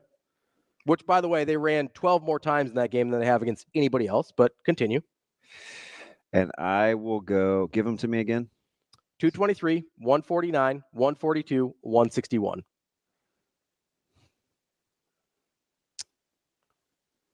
I'll go. Shoot, I don't know. I'll go 161. Wrong. That's at Purdue. Okay. So that's a Henry Lutovsky game. All right. So let's go back to Colorado then, because that's when he got. Okay. So 142. That's 149 is the Colorado game. Okay. So 223 and 149, which means Lutovsky's been in there for 142. Okay. And 161. The 142, by the way, is Nebraska's best yards per carry on the season. That's a Lutovsky game. At Purdue, 5 yards per carry. Pretty good. Let's go. Let's do a little quick math here. Oh, I kind of know where you're going. So UTEP is fewer yards per carry than because they had 12 carries, 12 more carries. Yeah, because they had 47 carries in that game. And then let's do 149 divided by 35. Oh, weird. The 2 lowest of those are the Micah Mazuka games, the 2 lowest yards per carry, because Colorado's 4.2. Lutovsky got you at 7 against UNI and at 5 at Purdue. Those are the numbers. Yeah, I get Illinois look bad, or it looked bad against Illinois. You want to add in back from the sack numbers? Because there's 50 more sack yards in that game. I think 57. Right, but there's 50 more than in any other game. Yeah. So they're basically right at 100. Not a great day still, but way dramatically better than 33 for 48 looks. Yeah. Right? And maybe Illinois is good. Oh, by the way, that happened to be Dylan Raiola's best game passing the ball, too. 297 yards for 3 touchdowns. What made you mad? What made you go back and do this? Because of the comment. It's just we get this narrative in our head. It's back to the red zone thing with Rutgers all over again. Hey, sorry, Jared. That wasn't my doing. We get this thing in our head about, this is a thing that must be true, and then we don't even go check. Because I just checked and it's not true. We get Illinois stuck in our head and be like, we must not have been able to run the ball because Micah Mazuka wasn't playing. Maybe Illinois is good because every other indication of the other 4 games, because you have 5 of them to look from. So you don't just have the 1-game sample size, which is nice about playing more than 1 game a year. You've got a 5-game sample size. The other 4 games would indicate to you that the running game's been better with Henry Lutovsky in there. So maybe when Coach Rule says, hey, Lutovsky's the starter, he had passed him, because that's what he said. He said he had passed him before this happened. Maybe that's what he's talking about. And he's like, hey, we think Henry's better at this point. He's better for what we're trying to do. And we're not going to talk about how, Dylan Raiola had all day to throw against Purdue. All day. Just however much time he wanted. Because that's not part of playing offensive line either. And we're not going to pretend like Micah Mazuka wasn't the best pass blocker of that group. He was like, his strength was definitely run blocking, and that still doesn't reflect in the numbers. Like, maybe we should go back and look. That's just if we're going to run with something like it's a fact, maybe we should go look at it. Like the fact that Rutgers, second in the country in red zone defense, was 5 of 6 giving up scores in the red zone prior to the Washington game. You know where 5 of 6 would put them? That's 83%. That puts you around 70th in the country. Are we having this conversation about their red zone defense if they're 70th in the country? Oh, God, are we going to be able to score in the red zone? Nah, things can be okay. That's a story I keep in-house. Nebraska has the exact same number of red zone possessions allowed this season as Rutgers does, 11. Nebraska has given up 8 scores. You know how many touchdowns difference they've given up? 1. 1 touchdown difference between Nebraska's red zone defense and Rutgers' red zone defense. So you're telling me Rutgers is this vaunted, and Nebraska's in like the 30-40 range for their red zone defense. So Rutgers is this vaunted red zone defense because they had 1 good game against Washington and because somebody made 2 more field goals. Can I give you another one? That's what we're doing here? Can I give you another one? Yeah, absolutely. And I didn't go in on Lance, but I did talk about red zone offense, right? So my man Blake, I'm not going to use his last name. We go back and forth. And Blake sometimes is one of those guys that during the game will say things that drive me up the wall because it comes across as he's real time, which I think is difficult, but it's fine because he's pretty bright. He said the conversation around red zone offense and defense doesn't paint an accurate picture, in my opinion. I wish more folks, because this is what I was talking about on Monday when I went off, right? I'm like, you have to look at the red zone. Anyway, I'm not going to validate me. I'm just going to read what he wrote, even though I do want to validate me. He said, I wish more folks would look at red zone points per game, red zone attempts, and points per red zone attempt. Touchdown percentage or scoring percentage is too vague. Red zone attempts is important because great teams give themselves a ton of opportunities to score, and they score touchdowns once they're there. The narrative is that the Husker offense is bad in the red zone. We average 20.6 red zone points per game, 4 attempts per game, and 5.15 points per red zone attempt. I take your point about sample size, but those stats are good for like 40th in the country, which is what I was saying the other day. Great teams are 24 to 27 points per game in the red zone, 4.5 red zone attempts per game, and 5.5 red zone attempts. We are really close to that. I responded, that's 100% accurate. That's what drives me up the wall. Conversely, look at Rutgers' red zone defense before and after playing Washington.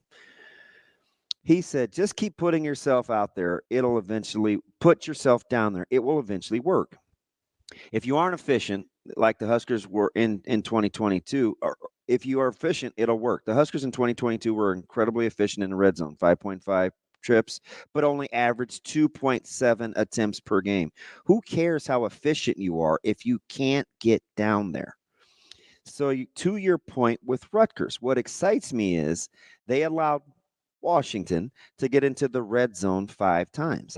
If they want to keep living by the sword and giving us the opportunities, we'll take our 5.1 points per red zone attempt, score around 26 red zone points, and let's see if Rutgers can score 27.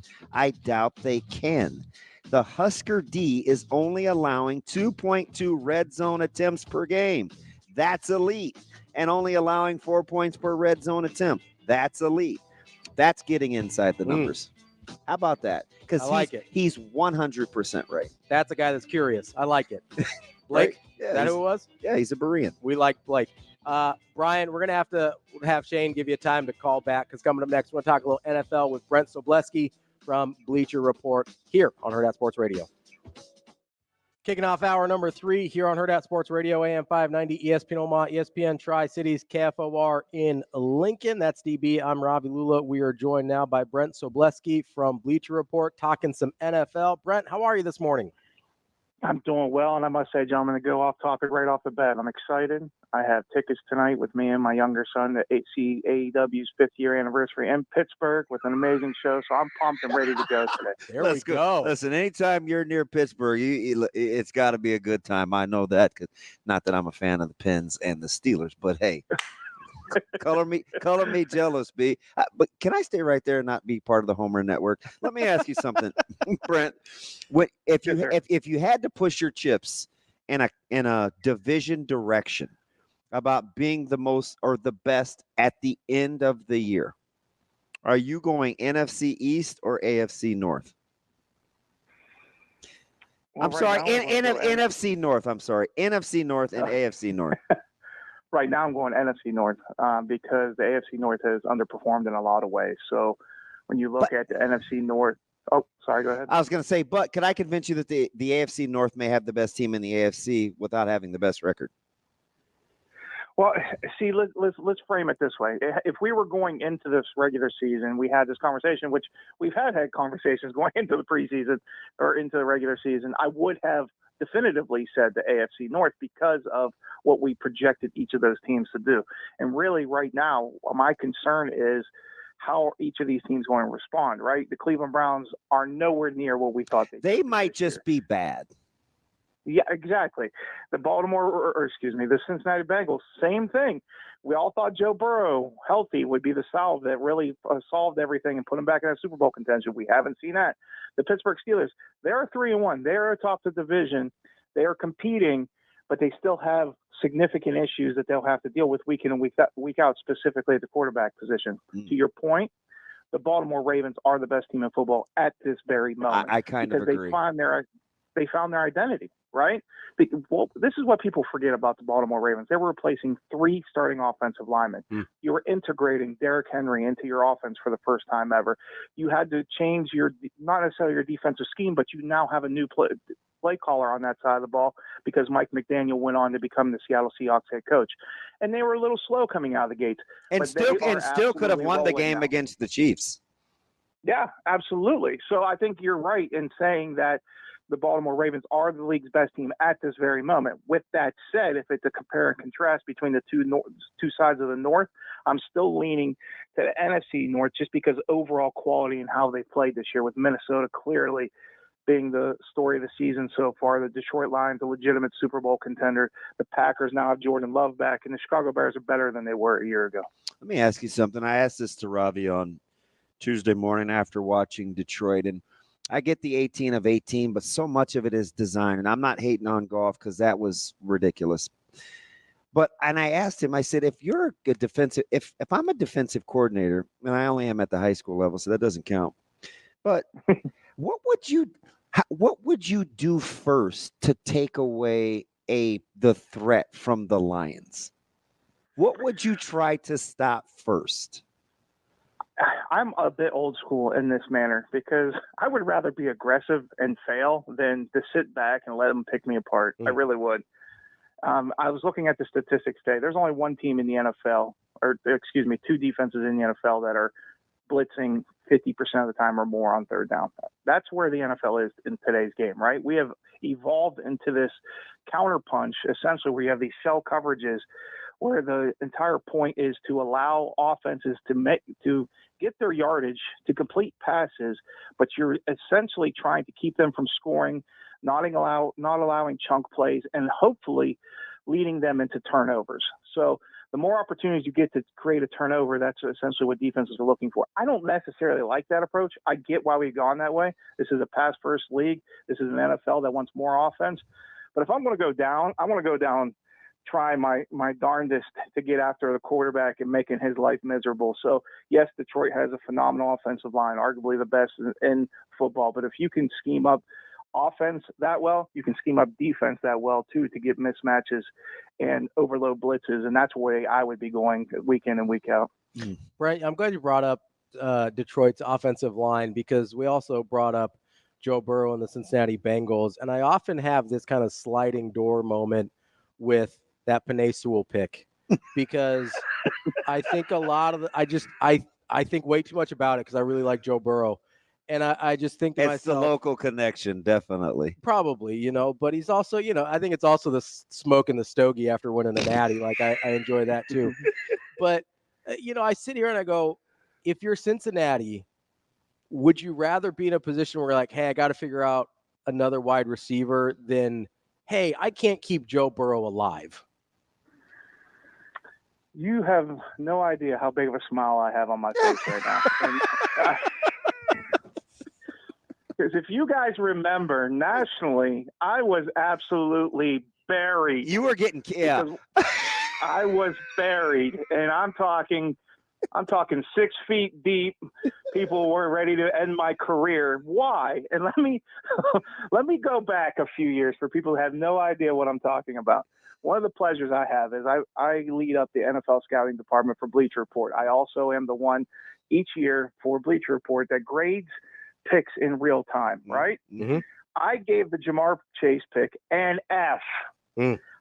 People obliterated me. I had to go on Cincinnati Sports Talk Radio. I had to write articles. I had to explain myself.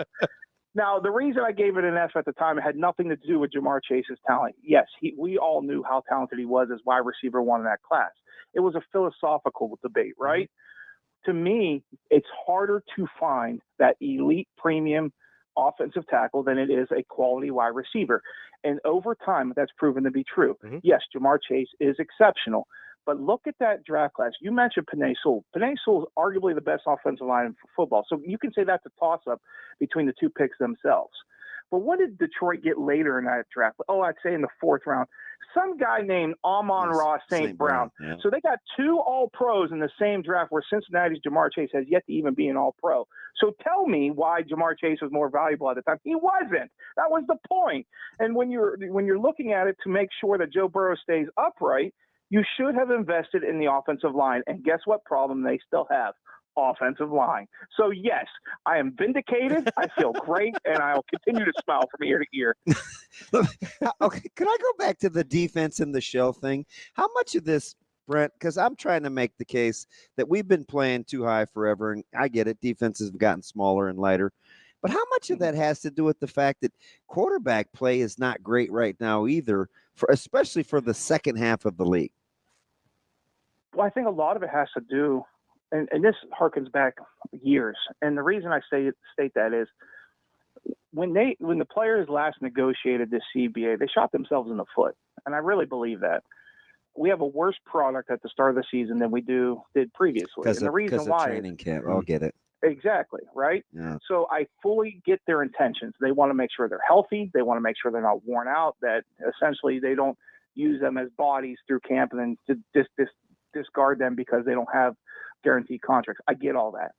At the same time, anyone that's been around the game, I don't care what level you've been in, whether it's Pee-wee, it's high school, college, or NFL, you have to build essentially what is physical calluses to playing this game. And you need the types of reps necessary, specifically those guys in the trenches, to really play to the level necessary that would constitute being a professional athlete. Now, you specifically mentioned quarterbacks.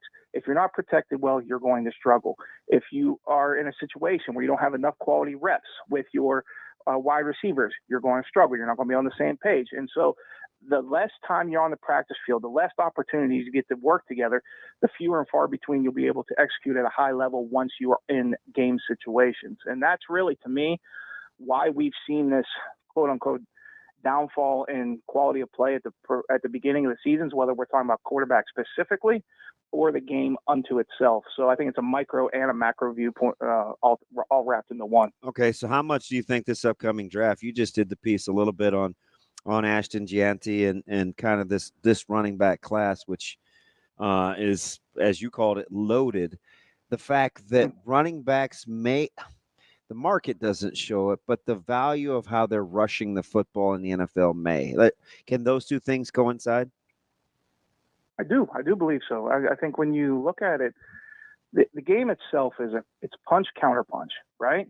And it may take a few years until that defense catches up to the offense or vice versa. But there's always a response, and we're seeing that response. And this is all tying together beautifully, because when you discuss those high coverages, those shell coverages, what is the response? And we're seeing it in Baltimore. they're going to bludgeon you at the line of scrimmage. You're smaller, you're faster. Okay, I'm going to punch you in the teeth, and I'm going to send a 250-pound running back down your throat and try to stop it.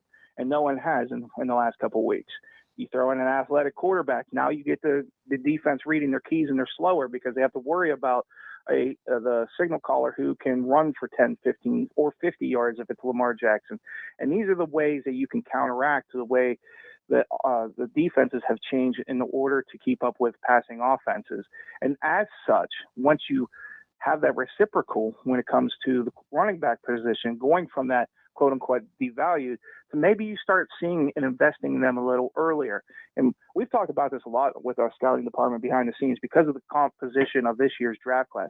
You don't have a surefire quarterback. You don't have a surefire offensive tackle. You don't have a surefire defensive end in the 2025 class. But yet, if you're maybe in the middle or the back of the first round where you're a pretty good team and you have at least a solid quarterback situation, if you go get an Ashton Gianti, you go get a Kyle Monange from Rutgers, Iowa's Caleb Johnson, these guys are absolute studs that can be true workhorses or at least be focal points of offenses, which we haven't said about the running back position in a long time. And that's what makes it exciting. It may not be exciting for a lot of people who love quarterbacks and passing, but for those that I think love old school football and that style, I think we're going to see that trend a little more and more in the coming years. I know it's such blasphemy, and I hate that you brought him up, so I have to take at least 65 milliseconds to say I'm a huge Caleb Johnson guy. I love the way I'm a big aesthetics guy when it comes to running and critiquing running backs.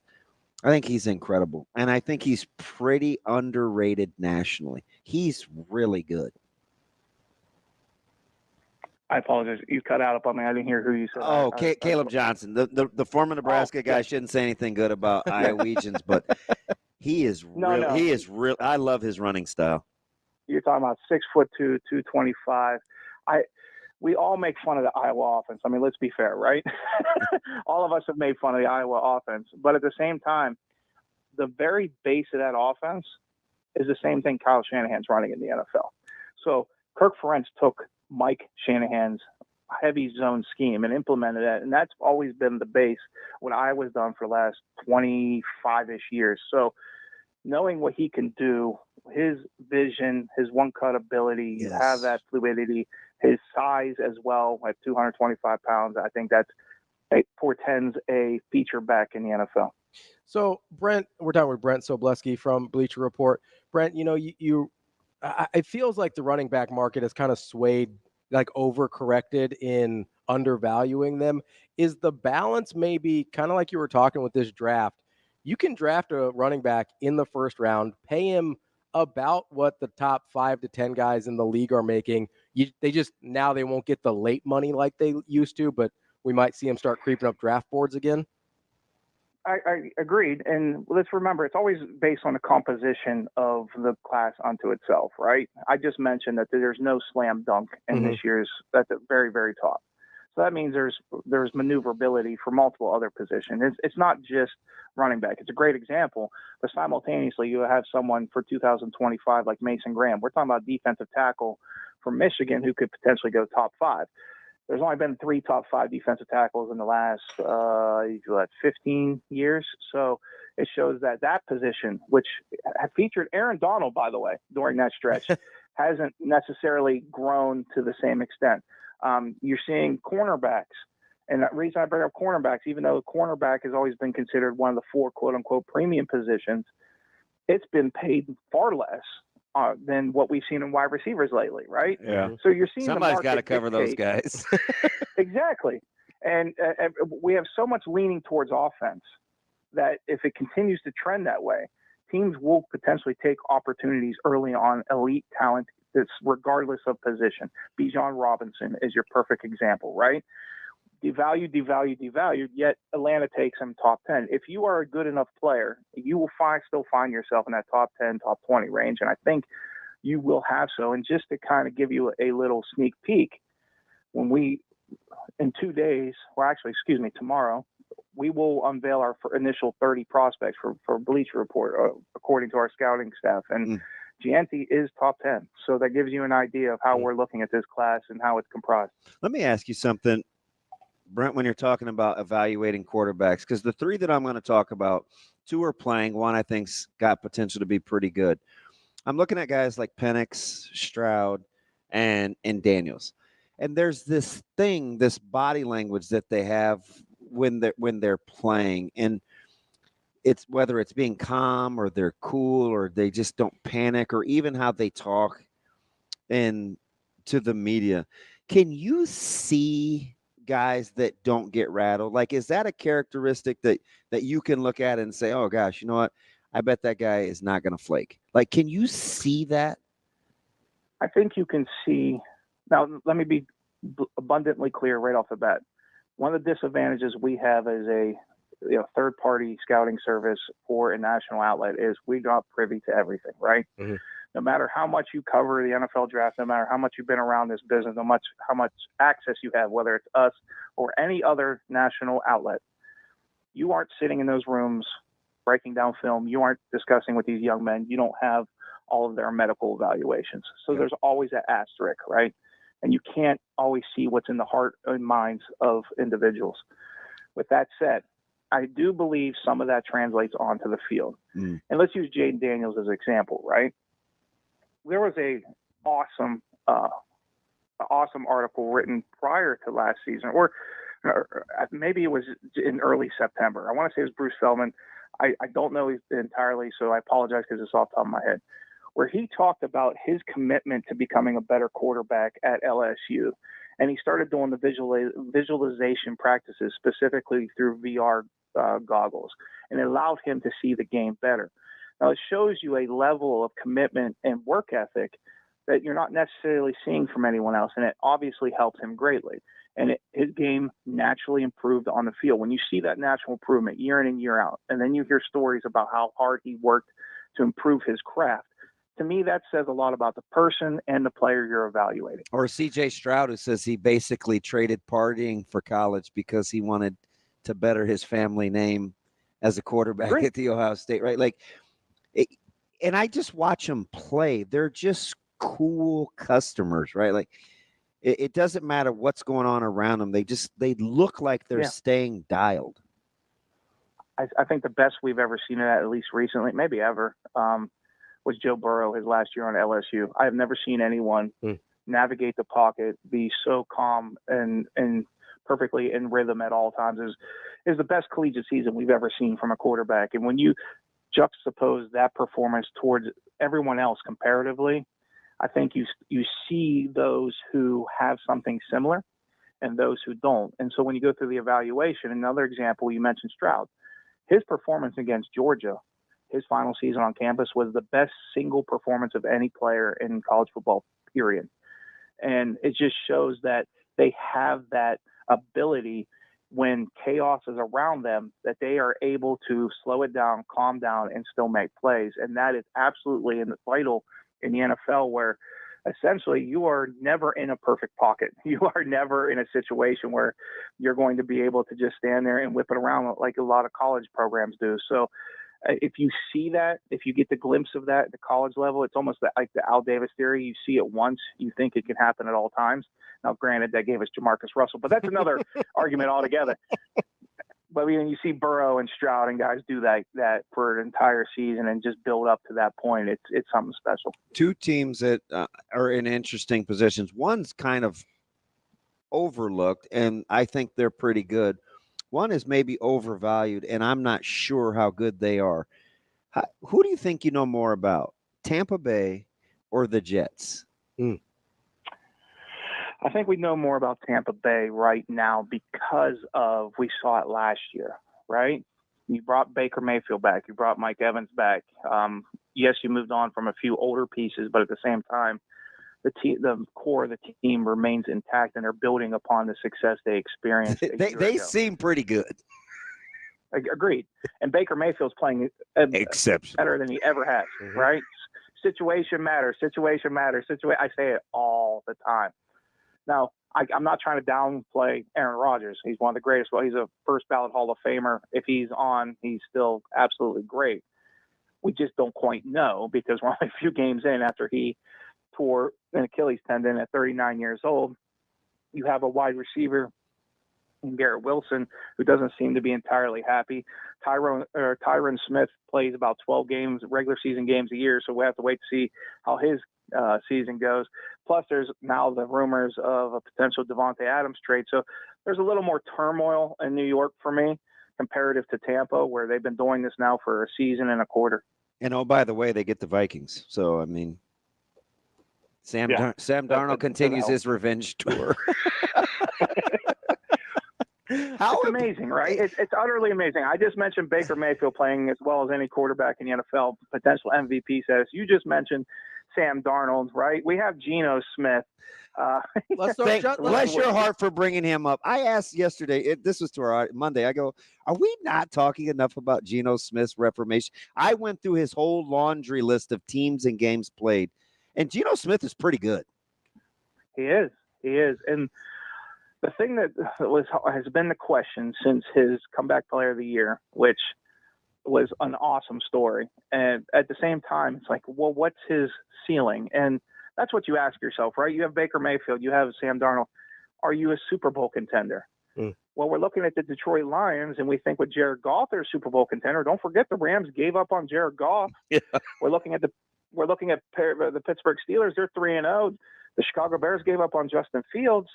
And this is the thing, and I mention this quote all the time. I don't know if I've ever done it with you gentlemen, but I remember sitting down with a scout years ago who's now a high executive in the NFL. And he looked at me and he told me, I don't know how any of these guys are successful. That's a direct quote. He goes, all the mitigating factors in an individual's life, they should fail, essentially. Because, again, we're not talking about fantasy football players. We're not talking about commodities that you play on your Madden games. These are real individuals, right? They have hopes and feelings and dreams and families and livelihoods and things that go on outside of football. And you have to be placed in the right situation with the right people and the right systems at the right time to be successful. And we're so quick to write off so many of these young men that now we're all of a sudden we're aghast. Oh my God, he's actually good again. Well, maybe he was all the time, and he just wasn't in the right place at the right time.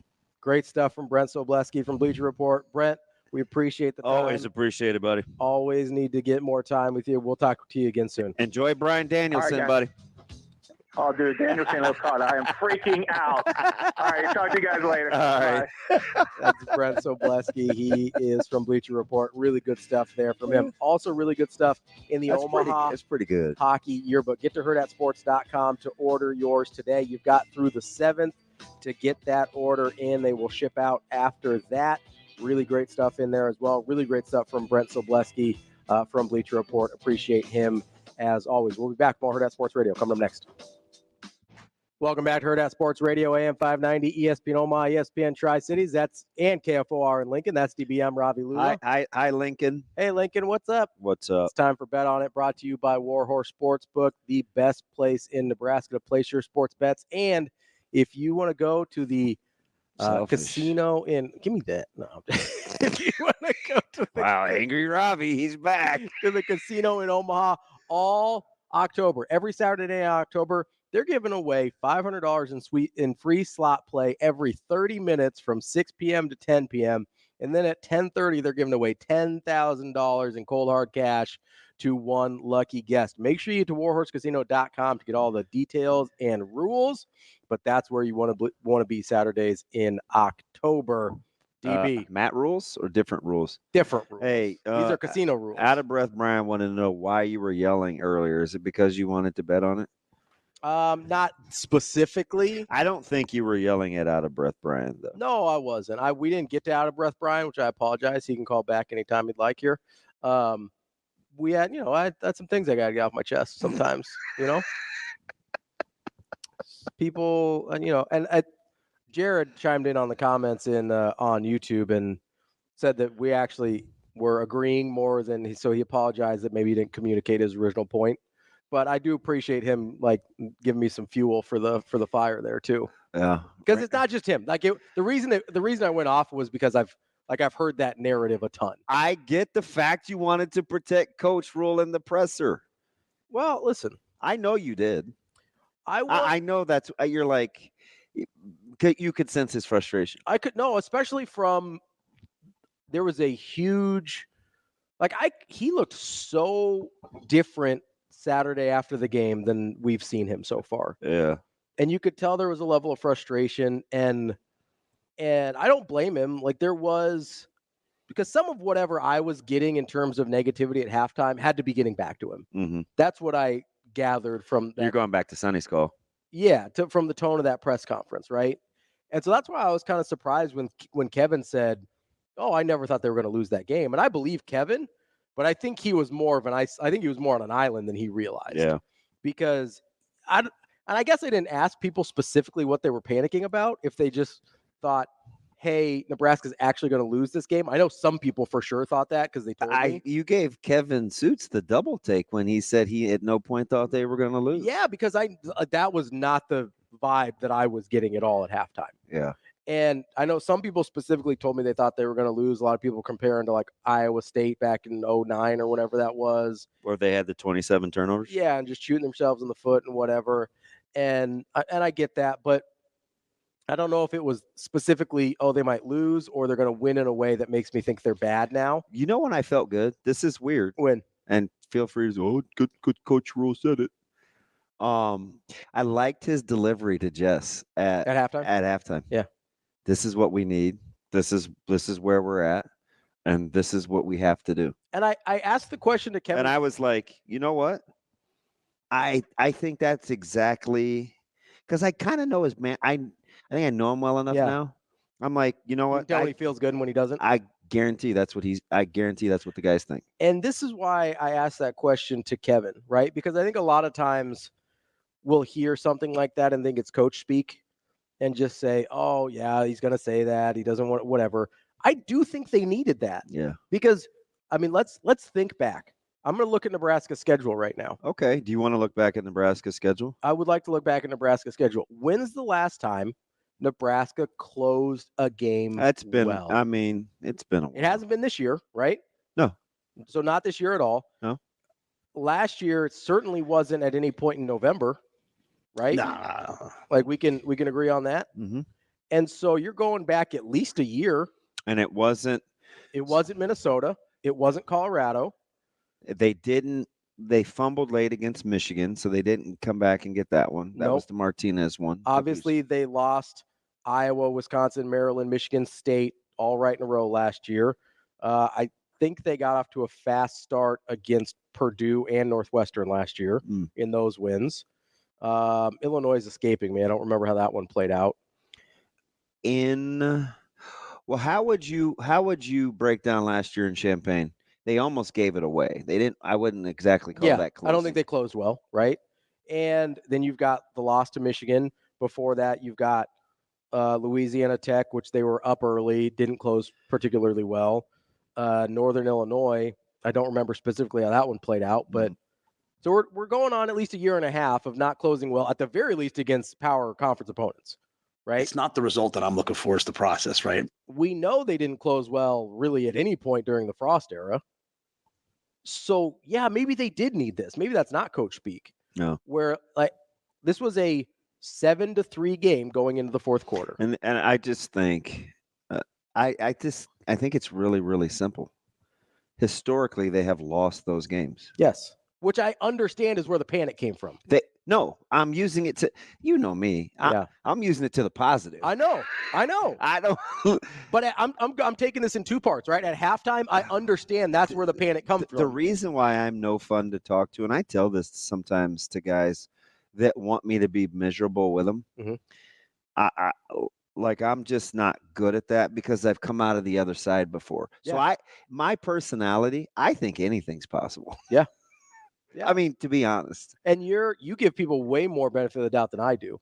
In situations, way more benefit of the doubt than I do. So when I'm the positive one, it's a little scary for what's going through other people's heads for me. Yeah. Because and Charlie DM'd me and said this. He goes, "I'd rather be optimistic and wrong than pessimistic and right." Because being pessimistic and being right is just a miserable way to go through life. Now, I'm not saying you should be delusional, right? There's a difference between being optimistic and being delusional. But what have we seen from Coach Rule I'm not going to go back to all the other stuff, the last 10 years of whatever, right? What have we seen from Coach Rule and this year's team specifically to tell you that they weren't going to beat Purdue? Because we didn't even see anything in the first half that let me think they weren't going to beat Purdue. Oh, I know. No, I'm with you. They beat their brains in. They just didn't get any points. I was sure hope so. I was asking Sharpie real time during the game. I'm like, or at the half, I'm at kind of a loss for words how to explain this one because statistically, and I'm not even, that's where the conflict was because I try to get inside the numbers, but I'm just watching the flow of the game. Look where the majority of the snaps seem to be. Yeah. They were on Purdue's side of the field. I'm like, how long?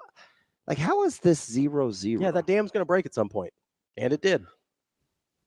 In a pretty dramatic way. So shout out to Kevin Sjuts. He was the first one that I openly said, and I believe him. I do too. I believe that's what he felt. Yeah, he's like, because he didn't even pause at the question. He's like, I just don't know if he realizes how much of an island he was on.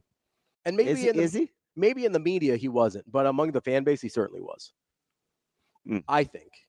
Maybe I only interact with super negative people. Yeah. But I feel like I get a pretty good sample size. So I asked, and I want to get to because I have a. You have a bet for me today? Yeah. Okay. Yeah. Lock, stock. 2 smoking barrels. Yep. Go make mortgage. I think who did I ask if we realize that this is a big game or not? Oh, it was Sjuts. Do you think what do you think the perception is of Rutgers right now? Are we doing the tail tucking thing, or do you? I think we think Rutgers is the boogeyman right now.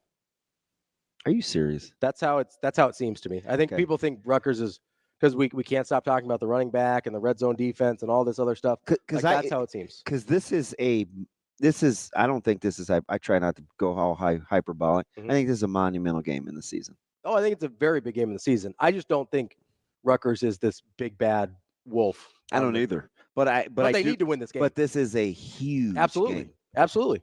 And maybe that was some of the tenor we heard from the presser. Maybe it wasn't so much, man, you guys don't know how to take the information I'm giving you. Because to me, it doesn't want to say those things out loud. They act like if I talk about it or we talk about it or whomever, that all of a sudden Nebraska's going to be like, oh, I'm not talking to the media. I'm just asking people kind of how they felt the tenor of. Yeah.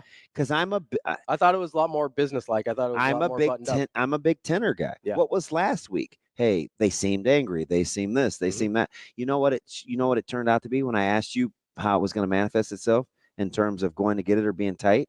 Turns out it was tight, right? Yeah. 100%. Started out well, I guess. They were the tight. Penalties. Yeah, the penalties. I think it was tight, right? Yeah, I think that's fair. So I'm a big body language vibe guy. This seems like they understand how important this game is. Which is okay. That's the vibe that I get from listening to the responses in the presser. All right, real quick. What's your bet? Take Mr. Freed. Don't call him Fried. Take the lefty tonight. It's San Diego. Big Max? Yeah. To shut down the Fathers. Atlanta gets back on it. Love the Braves in this spot. There we go. Love them. That's DB's bet on it. Presented by Warhorse Sportsbook. We'll be back to wrap up the show here on Hurrdat Sports Radio. Wrapping up the show. Every time I hear assimilating to the culture, I think of that book that DJ gave me.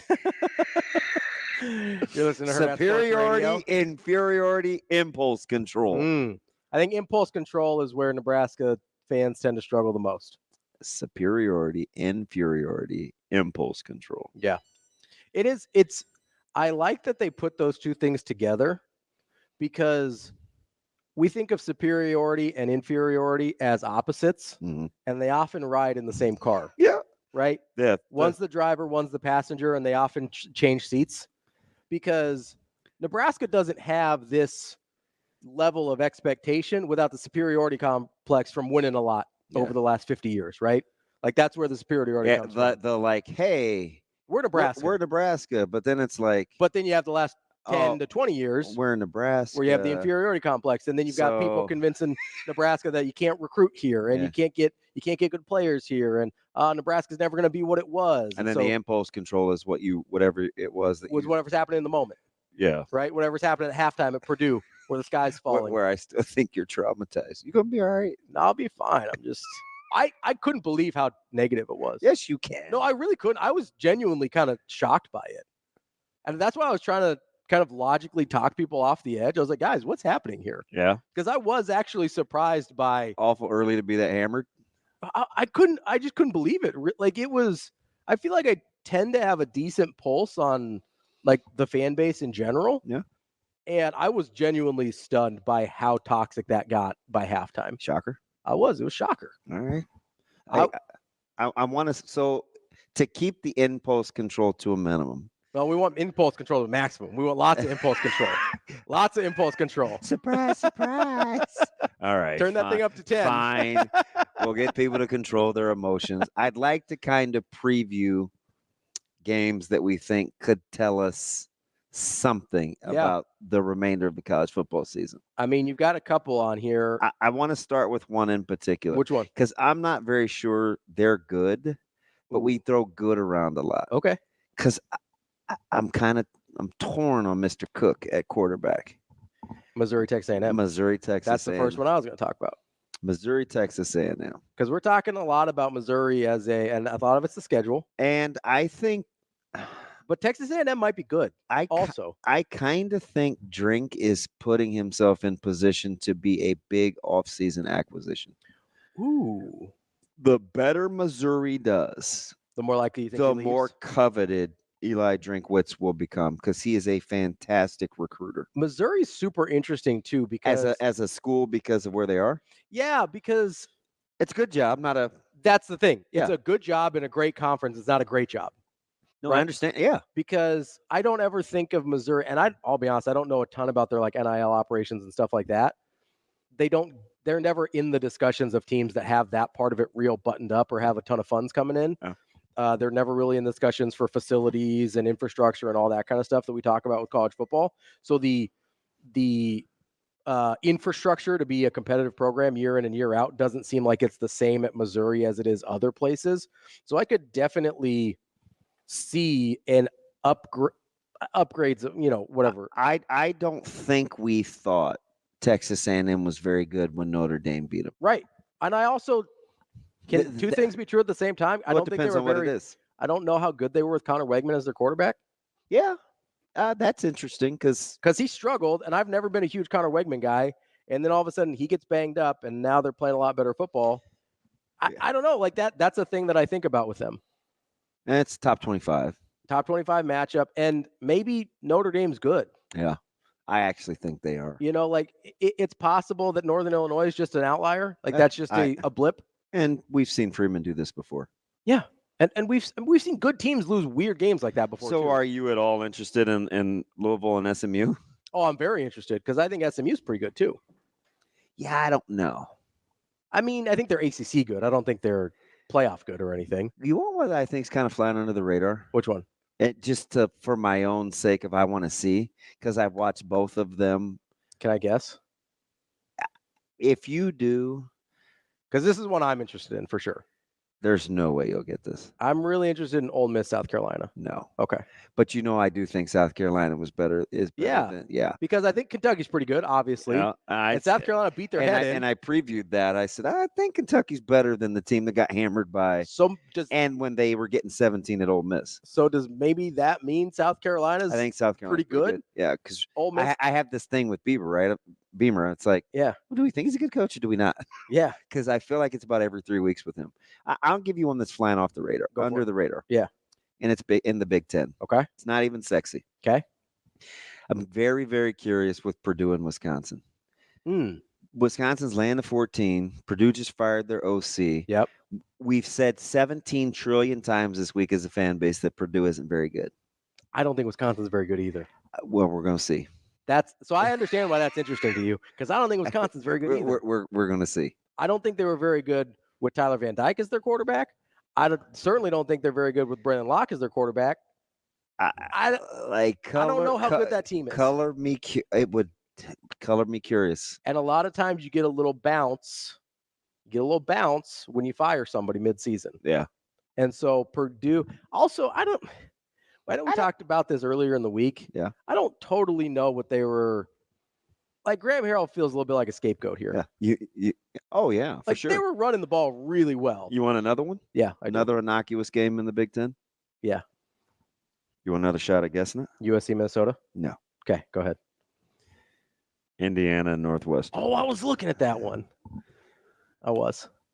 So I think it opened at like 10.5. It ballooned to like 13.5. People think Indiana's pretty good. They do. Top 25. Mr. Signetti. I went a lot. Google me. Google me. Have they played anybody good yet?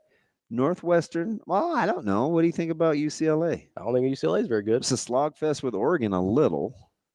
Now you yeah, but how good do we UCLA think, goes somewhere. How good do we big. think Oregon's? So UCLA's at Penn State this week. How good do we think Oregon's offense is though? They've played some slog fest with a lot of people that I don't think are very good. I just think they're struggling up front. I don't know. Right, but I mean that would indicate kind of what we saw with UCLA. I'm not letting Gabriel off the hook because I'm not a Gabriel. But guy. do we think Maryland or UCLA are particularly good? What I got to go back and watch. I don't know if Big Ten and 60 will paint the picture, but how is it 21-21 and then Nebraska goes up 14-3 at Purdue? I go back to the Maryland game against Indiana and it's 35-21. I'm like, what just happened? Yeah. Do we think Maryland's very good? No. Do we think UCLA is very good? Not at first blush. So Indiana's 5-0, which is great. They've taken care of business. Do we actually know how good they are? I don't know. 13.5 seems like too many in Evanston. Do we actually know how good they are? No. I don't think we do yet. I don't think we're going to know until they play Nebraska. Yeah. Nebraska's played better teams than Indiana has at this point. I'm going to give you one more off the radar, then we'll get to your juicy ones. Okay. Virginia Tech and Stanford. Virginia Tech classic ACC matchup. And the line reeks. Okay. It's 5.5. Yeah. Do we not just watch Virginia Tech go to Coral Gables catching 17? And they're going to, you talk about sleepy. Yeah. That's nobody's chomping at the bit to go to Palo Alto. Listen, I mean, some people are, but generally not for football games. That's an interesting one. You know which one I'm obviously you've got a couple sexy ones. Michigan, Washington. I don't know if that's sexy. Iowa, Ohio State. But Iowa, Ohio State. You know one, an SEC game that I'm interested in? Because I know one of these teams is good, or I think I know that. I think the other team is better than we realize. Bama and Vandy? Nope. Although Vandy is better than we realize, and it's a classic letdown situation for them. Yeah, Pavi is pretty good. He is really good. Give it to me. Auburn, Georgia? Tennessee, Arkansas. Oh, Arkansas. So you could tell me, you could say Arkansas wears plaid, and I'd be like, oh, do they? Like, so I've seen Arkansas twice. Yeah. You have no idea what to think of them? Ask our producer. So Josh Yokelman, we were at, this is the day that I went early. Yeah. So it's just basically Josh and I. I think Super Russ was in there running around somewhere for the network. And I'm like, are you watching this Arkansas Oklahoma State game? And we'd like blink and something crazy would happen. And we blink again. And somebody's running wide. Like, I've seen Arkansas twice. I have I can't cap them. I don't have any idea who Arkansas is. That's why this is interesting.